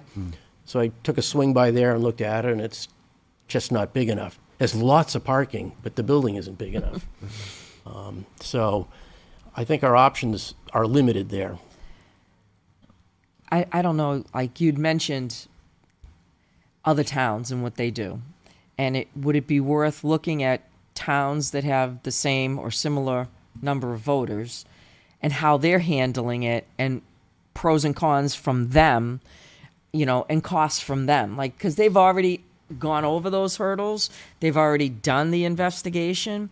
I don't know if it's going to be worth it or not. To me, it's a nice service that we're giving to the town, because I know when we were at the elections, people were like, I've been in line 2 hours or whatever. And, it's cold in the winter and it's icy and you got mothers out there with newborn babies, older people, and, just to try to help them get in and out. And, I'm just trying to think of, and then otherwise you guys are bogged down with the ballots, the absentee ballots, or the, I can't make it ballots kind of things. And how much is that even gonna, if you end up getting triple the amount of those, how much more time does that take? I don't know. There comes in all these things, but I think if we reached out to like 4 or 5 different towns that are about our size, I know they're not going to be as close because we're the largest, but somewhat close, who use other locations. How did they get there? How did it work? What did they like? What didn't they like? Things like that.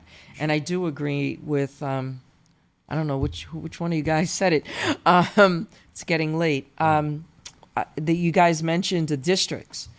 I don't know if that's a good idea or a discussion here or not, or a discussion for another day. Should there be a town council or a planning board person and a school board person from the north, from the central, from the south?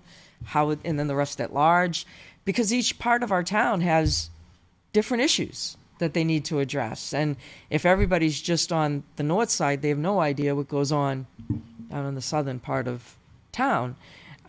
So these are things that I think we all need to really start thinking about as we continue to grow and expand. And it's just something we should do out of courtesy for the people of this town. Sure, you had mentioned there was a town that actually had increased their locations and then actually have decreased. Which town was that? Derry, actually. And they have a greater population than we do. And I believe they had gone to 4 at one point, and I could be incorrect on that. And then they went back to 1. Last year was very successful. Remember the difference, though, presidential-wise, it's fairly equal with us. But with their town election, they have a 1-page ballot. They don't have all the warrant articles that we do. So that made it a little different for their town and school election. But Derry, and their population is about 35,000 or more. I could be wrong there, and more registered voters too, but very successful. But they tried it the other way and then went back to 1. Dan had a question. Jonathan, any thought about maybe using the old gym and the new gym for locations? Would that help? You read my mind. I was going to bring this up. Credit our friends in the schools department who suggested, and I just want to plant this seed. So 2 things associated with that. One is we recognize that we got very lucky in the presidential election in 2024. The weather was gorgeous, and it was almost like a community event to be in line. The line was still way too long. However, in bad weather, that would have been a real problem. So we're trying to work out a plan to snake the line through school buildings that are nearby to keep people under cover. However, associated with that, we go to 2 polling locations, the high school building itself and the high school gym.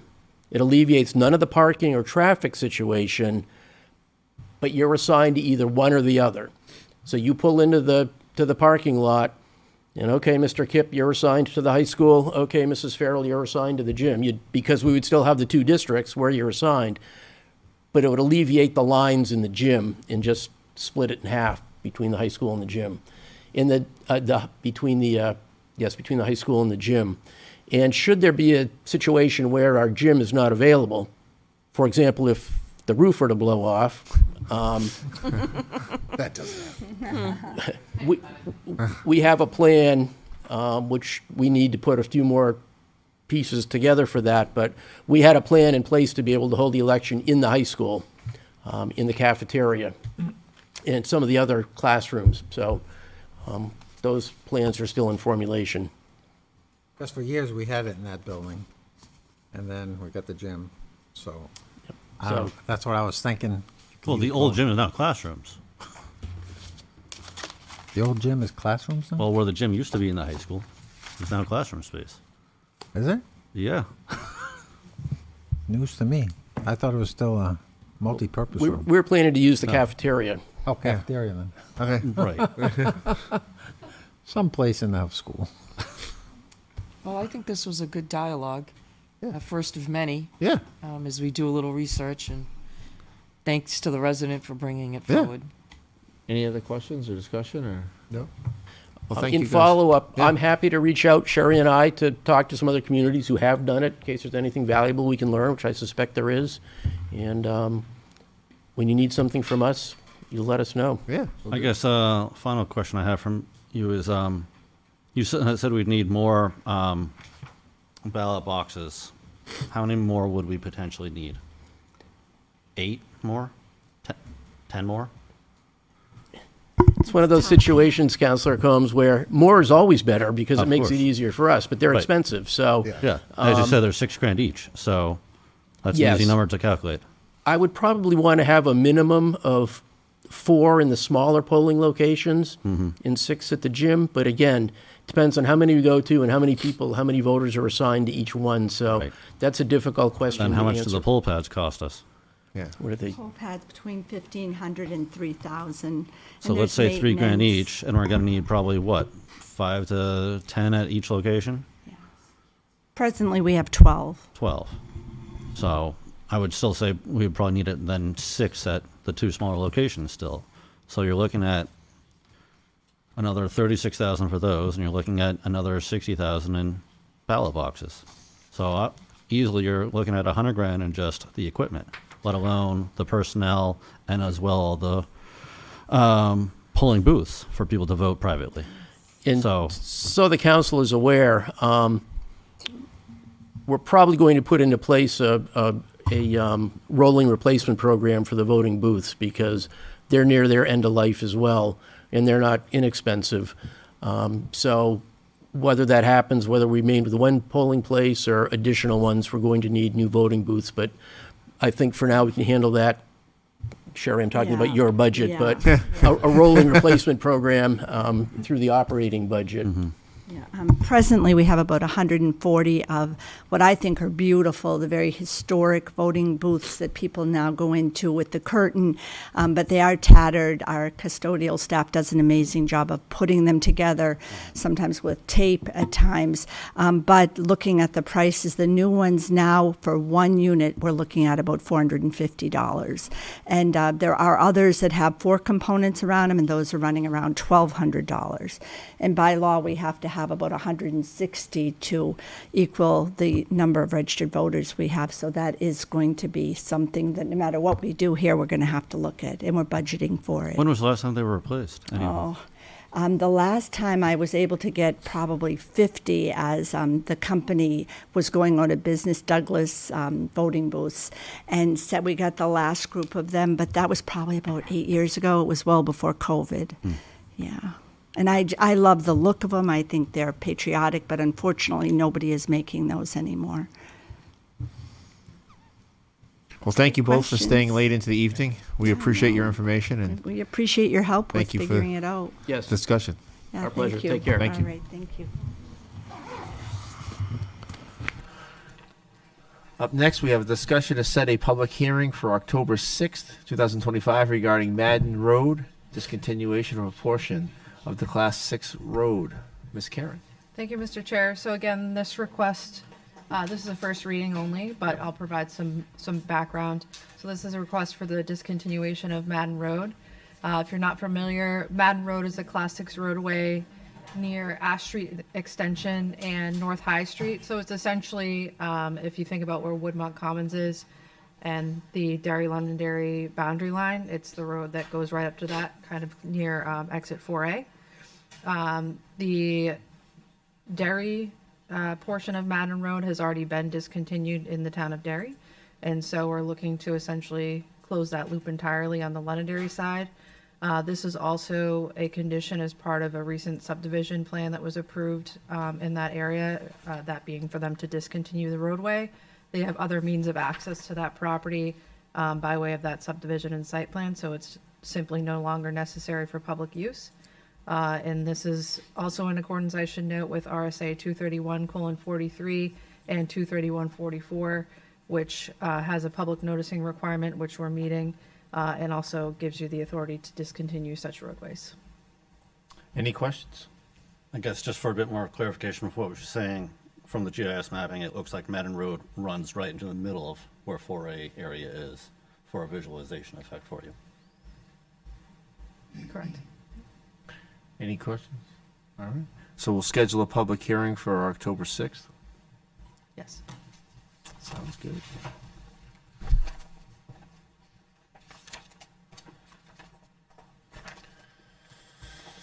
Next up is discuss a request by Councilor Paul to implement a policy on how citizens and volunteer of the year are chosen. Councilor Paul. Okay, thank you. I just put that out there because we're coming into getting close to our deliberative, and when I was sitting on the council, it basically was just, I don't think there was a policy. John would put out an email, who would you nominate, and then we'd come back with somebody. I just thought maybe we wanted to maybe be a little bit more, have a policy and how it gets picked and selected, maybe even involve the citizens of the town as well in it. But it's a conversation. It's not a huge thing, but it's something if we did want to change, now would be the time that we would have to do it before we get to the time at deliberative when we announce Mr. Chair. this. Absolutely. If I may. Mr. Town Manager, in Lebanon, did you have anything like this up your way that you might be able to provide as an example for us? All 16,000 residents of our community were fine and outstanding, and they were all number one, so we had no need to do that. But apparently there's a need to do that here, so I can't really help you out with that. Okay, thank you. I was just hoping for some assistance there. It's usually done by the chamber in most towns, but we don't have a chamber anymore. It used to be done by chambers of commerce, so citizens and volunteer and business of the year. I mean, Derry does it, but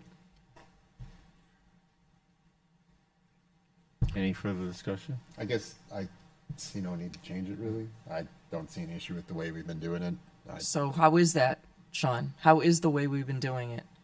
What you just outlined. So one of us just picks somebody randomly, No. and No, we all the vote way- on it? Because so- we didn't vote on it. I mean, I never got No, a we didn't choice. vote on it. So my understanding, the way I plan on operating it is I'm going to get suggestions from all of you. You're going to email them to me. Okay. And then from those suggestions, I would pick somebody. So you're going to be the only person who picks. Yeah. And will they be? Well, that's kind of like a dictatorship, but that's okay. What would be the caveat for picking this person? Do we have what's the criteria for a citizen of the year? What's the criteria for volunteer of the year? Is there a certain amount of hours? Do they have to live in Londonderry for a certain period of time? I mean, what is going to be your criteria? This is And you're overcomplicating a very simple thing. All right. No, Obviously, you just want to get out of here and. No, Deb, I think it's fine. been something that the chair has done, and it's one of the things where it's like the council presents suggestions and then the chair picks someone, and it's kind of like. I mean, normally the volunteer position is from people who serve on our boards and commissions and are, showing that they're putting forth a good service for the town, one way or the other. And then citizens of the year are people who've made themselves outstanding citizens and stepped forward one way or the other. I mean, for example, this past year we had Jeff Penta from the planning board as volunteer of the year, and we had can't remember his name. The Turcottes, thank you, who stepped forward that we named as Citizen of the Year for what they had done for the Christmas trees. And so we find, the right citizens for what they're doing for stepping up And, for the and I'm community. sure there's thousands of other citizens out there that we're unaware of because nobody has the opportunity to tell us. But it's obvious. You guys want to do it that way, that's fine. I just wanted to bring it out that I think we should have a process, or it should be done by the people of the town.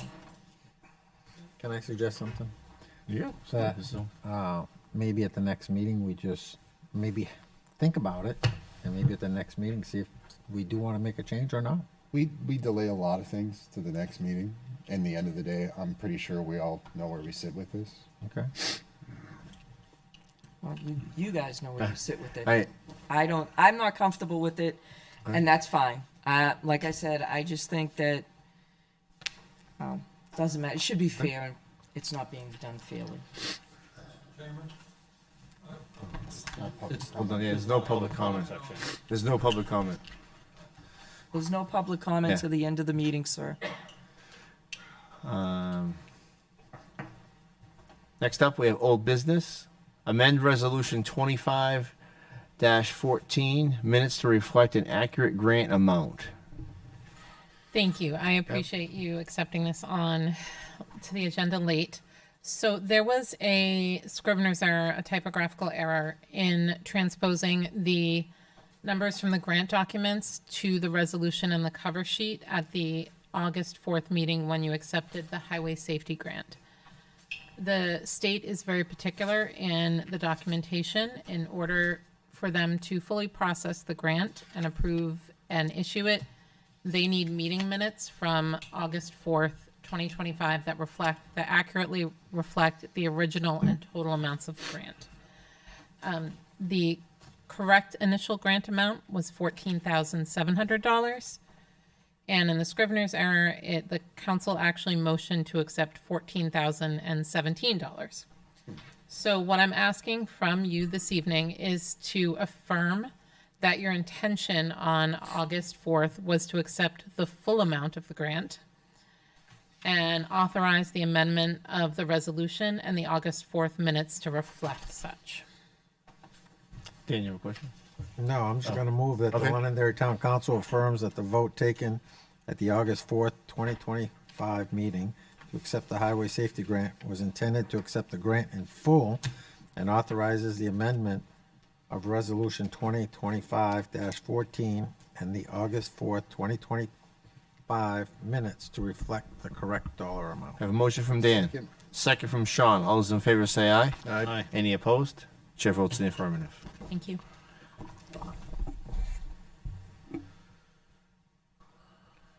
Next up, we have the approval of consent items.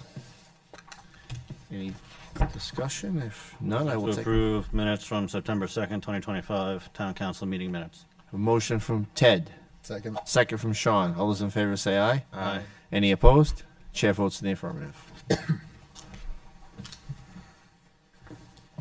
Next up, liaison reports. Well, I think most of us were there besides you, Mr. Chairman, at the Leadership Londonderry meeting last week. I thought it was a great first meeting, a very engaged crowd, a lot of people who we've probably never seen before coming out and wanting to learn more about the town, some people who just recently moved to town. And I think that's really exciting that people who just moved to town wanted to know more about the town and how it worked.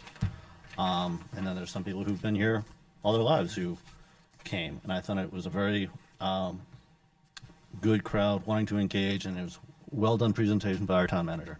There's lots of good questions too. Mhm. Yeah, so well done by all. Any other liaison reports?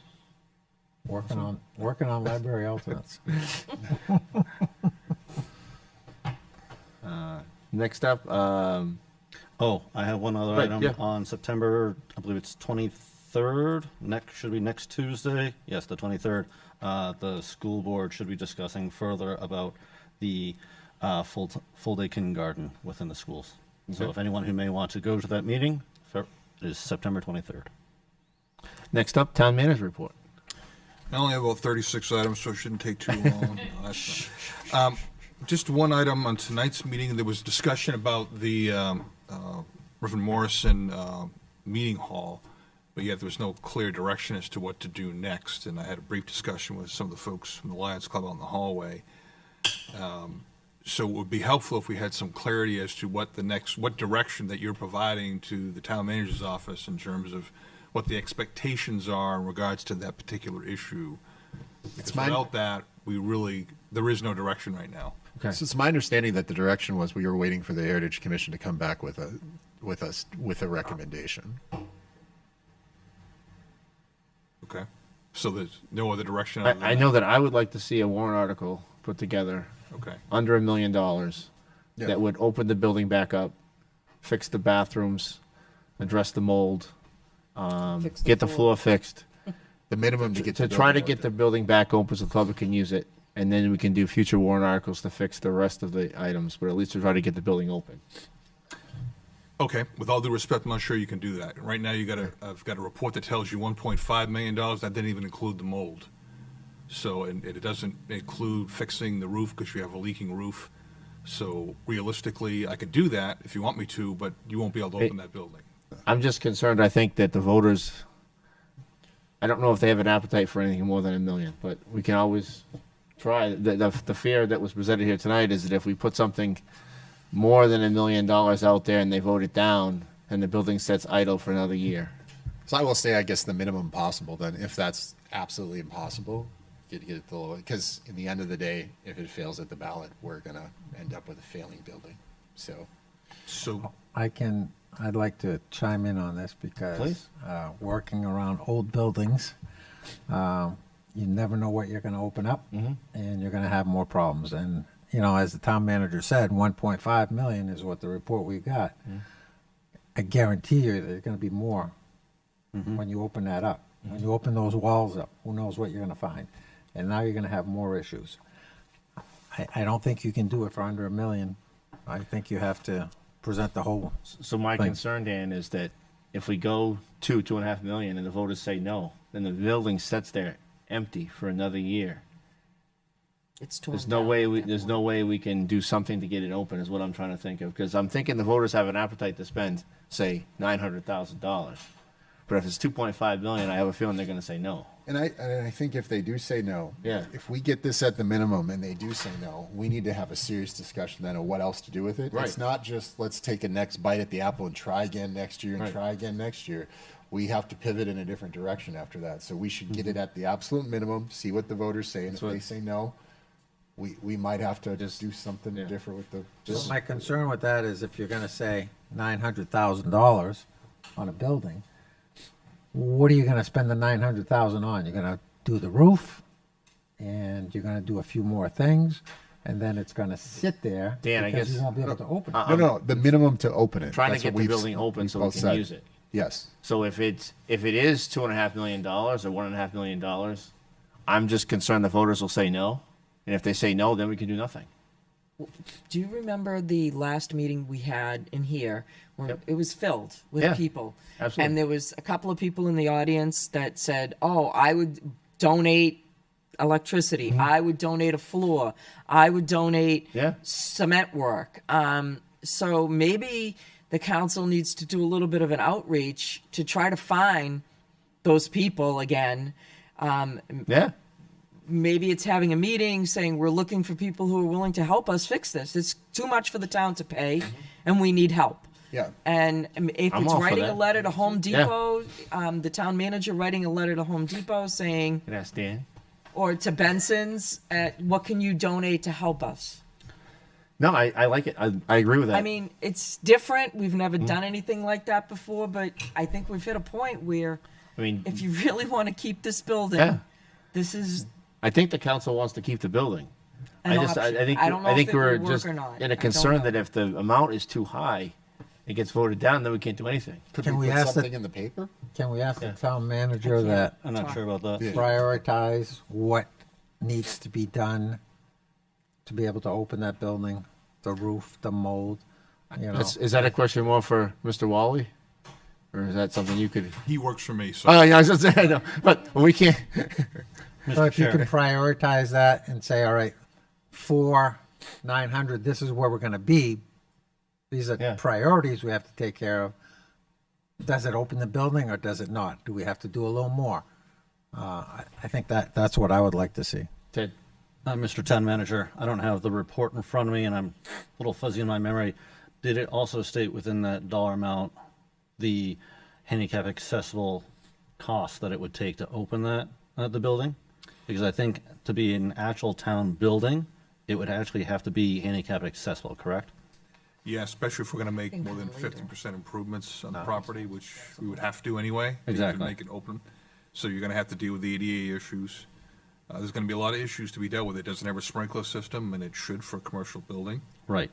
And so that's what I'm saying, if, So like, we can't just spend things in one way or the other just to sort of open the building. To actually open the building, we'd have to actually make it ADA compliant, and a lot of the sprinkler And items, and a lot that's of the part of other opening the costs. building. I 100% agree with you. That's why we're saying open the building. That's what we're trying to say is. Well, I think to I even think- open the building might be at least 1.5. Okay. I think that's what he's trying to get And, to. and it, So- it may be, and we just need to see it. I guess we need a list of the things that need to open the building. We need to see kind of a cost, and I mean, this has got to be a minimal list. And then we can go out to the community and go, Yeah. here's what we need. This is all our building, and if we want to save it, we need to help figure out ways to get that number as low as possible, because if that fails on the ballot, we've got to look at getting rid of that building. And that's as Well, and much they as I also hate have to to say. be qualified builders. We can't just have fly-by-night contractors, because I know Yeah. some contractors don't carry insurance sometimes, and we'd have to have it all be. I guess, Ted, is we're just trying to find a way to get the building open so it can be functionable. Because right now, it's just degrading sitting there. Well, And if we want to keep functional, it, yes, but we need to do something. by with it. compliance by the state, and it had to be ADA compliant. I And that agree. takes quite a bit of That's expense. why we as said well. whatever it takes Yeah, to get it well- open. But keep in mind that the higher the number goes, The the less less chance. probability you have of the voters voting for it. Oh no, I understand that, So- but there's Yeah. legalities we got to follow. Well, yes, no one's saying we shouldn't. We're all saying Everything the you said is minimal we all thing agree to- on that, Ted. Okay. 100%. We all agree on that. So, what if, Yeah. just thinking kind of kookily, I understand what you were saying, we have to be in compliance and all of that. So there's two animals here. You're saying getting the building to a point where it's sustainable on its own, maybe not opened, but not deteriorating at any rate of anything, like just stabilizing it, saying, okay, we fixed the roof, we stopped the mold, we did this, it's minimal work. So that's phase one. Then we keep looking for people to help us. Phase two would be the second part of the building, because I'm just trying to get it done, because it really is a kind of an all or nothing. And I know you want to open it. I want to open it. Everybody wants to open it. But the realistic number is scary, because we do have to comply to the government. So what if we saw two numbers? Just a number that says, okay, the roof is fixed, the mold is gone, the floor is fixed. Just saying. And then that can maybe sustain the building adequately for another year. To be able to go, here's the water sprinklers, the ADA, and something else. Do you know what I mean? Yeah, like a phased approach. Yeah, Yeah. like something like that, because then it would be more palatable Okay. to the voters. I don't know if it's going to, and No, we I don't think- know I who's agree going to with you. step forward. So my It's worry with just doing a phased thought. approach is we had Mr. Wally go to West and Sampson. They came back with a wonderful proposal that also included a lot of parking lot and civil work at the site. And I believe that proposal was actually probably less than our newest proposal. So when you go to a phased approach, things cost more money year after year after year. Labor goes up, materials go up, every little bit of that goes up. Even if we go out to people in the community who may want to donate their time and materials to do this, it'll cost even more on them to do this if we go in a phased approach. But And we've seen this year after year where if we delay a project, it goes up probably 10% or more because of materials and labor. If you remember, Ted, you were there with me. I believe we were both there. It was over $3 million, that proposal. And the voters aren't going to sustain that. I don't believe they're going to vote for that. And then the building's going to sit there. Yeah. So It is what it is at that point. I mean, I if understand. people don't want to spend the money, they I don't spend think the money. the general public wants the building to stay. Yeah. I'd like to see it open and at least some kind of function. But I don't think there's a pallet out there for $3 million. No. And it went up, like you said, it's probably up now even more than that. Maybe it's $3.5 million now. Yeah. So I'm. Well, and the I'm with- question is the parking really necessary? Is that brand new facade that they wanted to, the stone wall with Right. is that absolutely necessary? I really think keeping the look of the front of it should stay the same, personally. So what if we ask the But town things like manager that- to give us two proposals? One that's phased, like you suggested, and one that's all-inclusive, like Ted's suggesting. And we just kind of discuss it and and is there a proposal out there that we could make it so it's palatable for the voters, so it's not overwhelming? Yeah. Sounds like a plan. Is that agreeable? Yeah. Is that good with you, Ted? That's fine. Okay.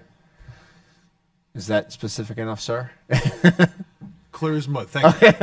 All right. I just want to go through the agenda, the next two agendas, and just some additions to that. Leash Library Trustees, round two. 8 of those folks to interview. Interviews and appointments for the Pettingill Road TIF Advisory Board. This is October 6th, of course. Present, discuss, set a public hearing on proposed charter amendments, adjusting the charter taxonomy and eliminating Article 10, which is the transition, which we obviously are long past that. Again, we're not changing any power, any authority. We're simply changing the format and the numbering sequence, the taxonomy of that. Discuss, set a public hearing for October 20th, 2025 regarding the revision of elderly exemption requirements. Discuss and review the traffic management policy. Discuss, review, and approve, that is. Town manager will present the 90-day status report at the town council. And town manager will present the options relative to clarifying and/or changing duties, responsibilities of the budget committee, which you already have that, and so does the budget committee. And one other item, that'll be the first reading of proposed changes to building fees. They have not been increased in many years, and that is how I'm proposing that we pay for the OpenGov permitting software. Those who use it would be the ones who pay for that. October 20th, Moose Hill Council Chambers at 7 p.m. Remember, the other one starts at 6 on October 6th, starts at 6. We kept it that way, 6 at 6. Public hearing, proposed charter amendments, again, adjusting the taxonomy, eliminating Article 10. Public hearing, revision of elderly exemption requirements. Vinnie Curio from Tunnels to Towers Mobile Exhibit will share a short presentation on this event, tentatively scheduled for April 22nd through the 25th of 2027. Discuss creating a water fund for the design and construction of waterline extensions. Discuss creating a transportation infrastructure capital reserve fund. And discuss a request by Councilor Paul to consider creating pocket parks. That's the next two agendas. I've also provided you with the proposed budget schedule. I have not seen any opposition to that. I have a requirement to provide that to you on an annual basis according to policy. I have done so. So should I assume that there is no opposition to that? We are moving forward with the schedule as proposed. I am good with it. Anyone else have any opposition? We're all good with it. Okay. That's all I have for you, unless there's any questions of me. Any questions? Nope. All right. Assistant Town Manager. I'll be brief, Mr. Chair. So just to note, if you're not already aware, the Master Plan Steering Committee is taking a break this month to do a little bit of regrouping. So the next meeting will be October 16th, right here in this room. Thank you. I have a question, Kelly. Where do we stand with the PUD review? The PUD ordinance amendment? Yeah. So the planning board is scheduled to have their first work session on the proposed amendments on October 8th. I believe I have the date right. And then the end goal being that the council would consider a first reading and public hearing in January. So the planning board will, I anticipate, have at least 2 work sessions, and then they'll require a hearing and a recommendation to you. And given all the other items we have on these agendas, I foresee that taking until January. Thank you. Any other questions? All right, I'll open Make a public. motion? No. No, I'll open public comment. Hello. Hello, sir. John Farrell, 4 Hancock Drive. Let's see, a couple of quick things. Someone said earlier the planning director put a moratorium in on building. Planning directors can't do that. Back then, probably in 2003 it might have been, we had a growth management ordinance, and we were exploding in the schools. That's no longer an issue. So the growth management ordinance really needs to be updated by the state. If you want to have something like that, that's a legislative thing. The other thing is this whole citizen and volunteer of the year thing. I never decided on who the citizen or the volunteer of the year was. The process that I inherited when I joined the council and others is that they took a consensus of the council, majority ruled. Generally what happened is something significant, like Eric Turcotte putting up the lights, happened during the year. It was usually pretty straightforward. There were people who submitted names over those years. There's people who thought they should have been and solicited counselors that they should be the citizen of the year or something.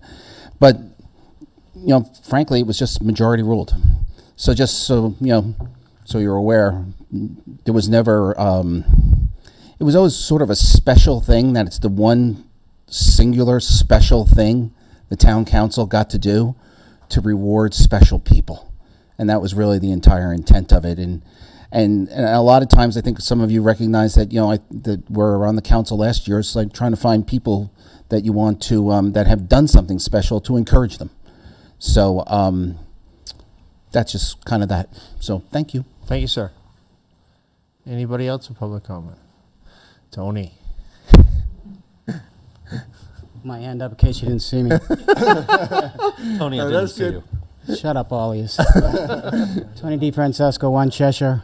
Couple things. One, for Mr. Bouchard, a little tour of the school district. Council Coombs was right. When the old gym was put out of commission, it turned into 2 stories of classrooms, and they call it the 600 wing now, when the new gym was built. Now, in your defense, not that I would ever defend you, but in your defense, you may have been thinking of Matthew Thornton when they discontinued the Cafe Gymatorium, made it a gymnasium, and put a new cafeteria on the east side of the building. That might, or the west side of the building. That might have been what you were thinking of. I'm so glad you go have with my that. back. So go with that. Go with that one. The second thing is, if you entertain me for another 30 seconds, I keep hearing Chairman Dunn, the comment of, and several other of you made the same comment, I don't think there's an appetite in the community for over $1 million, or $1.5 million is too much, they won't approve it. I think then you have to reconvene and you have to ask yourself, if that's the case, then could you connect those dots and say maybe they don't want it then? I think eventually you have to get to that point where if they don't want to fix it and they're not willing to pay the money to fix it, then maybe they don't want it. It's one thing to say I want it, but it's another thing, am I willing to pay for it, right?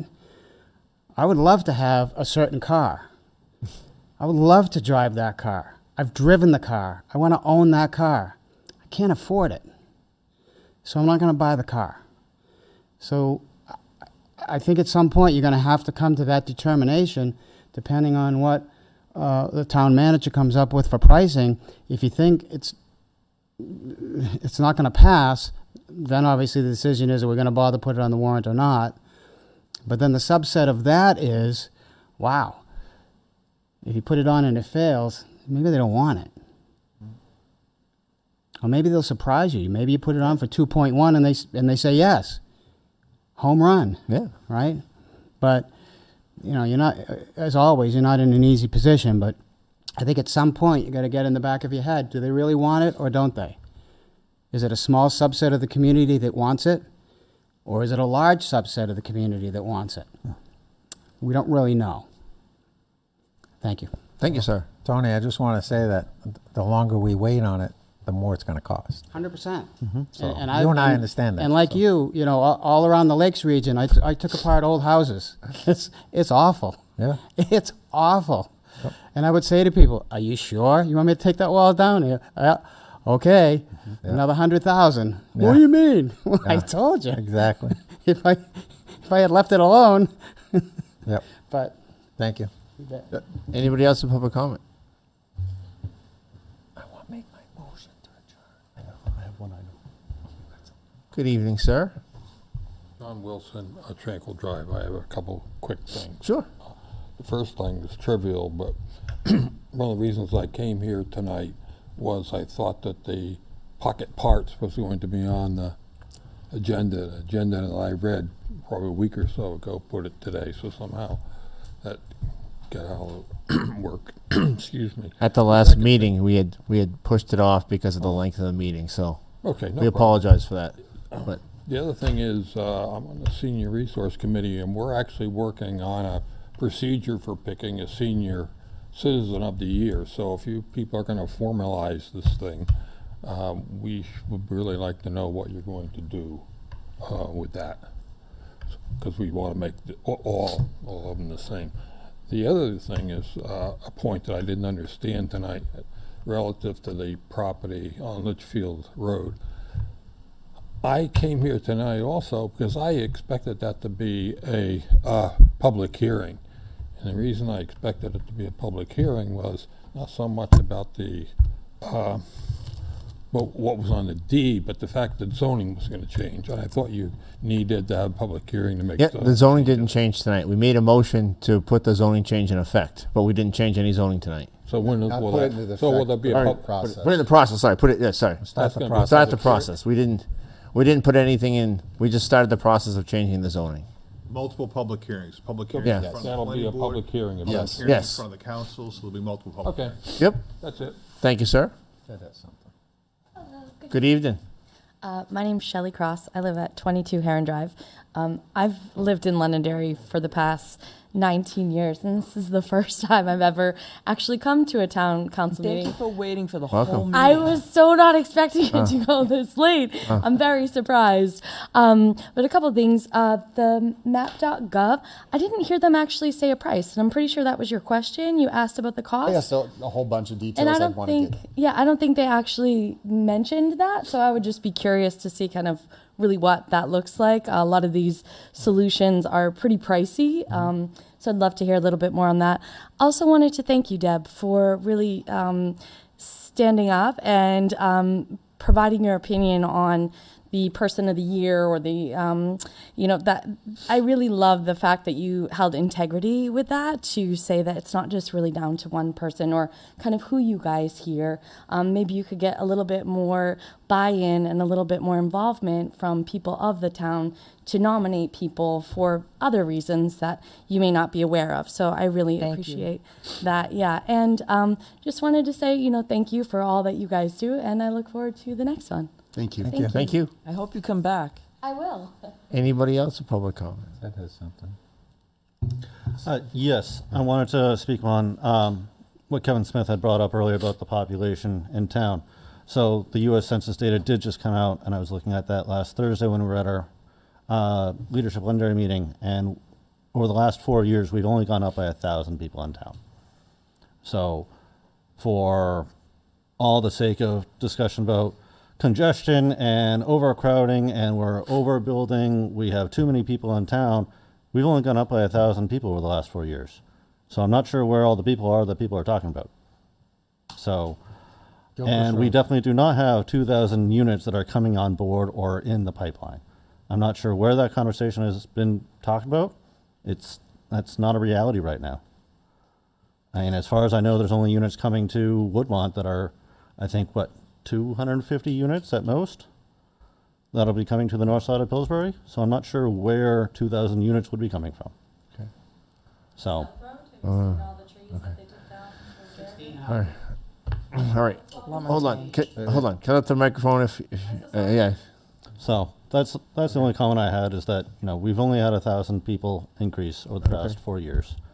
Did you have public comment also? No, it's Are we going to close? I'm going to close public comment. I want to make sure everyone has a chance to speak first. Anybody else want to speak public comment? Saying none, I'll close public comment. I'll make a motion to adjourn. I have a motion from Dan. Second. Second from Sean. All those in favor say aye. It was Any actually opposed? myself. Chair votes in the affirmative. I second. Oh, Sean didn't say anything. Ted seconded. Thank you. I don't care particularly one way or the other. I just want to make sure it's correct for the. Yeah, that's, sorry.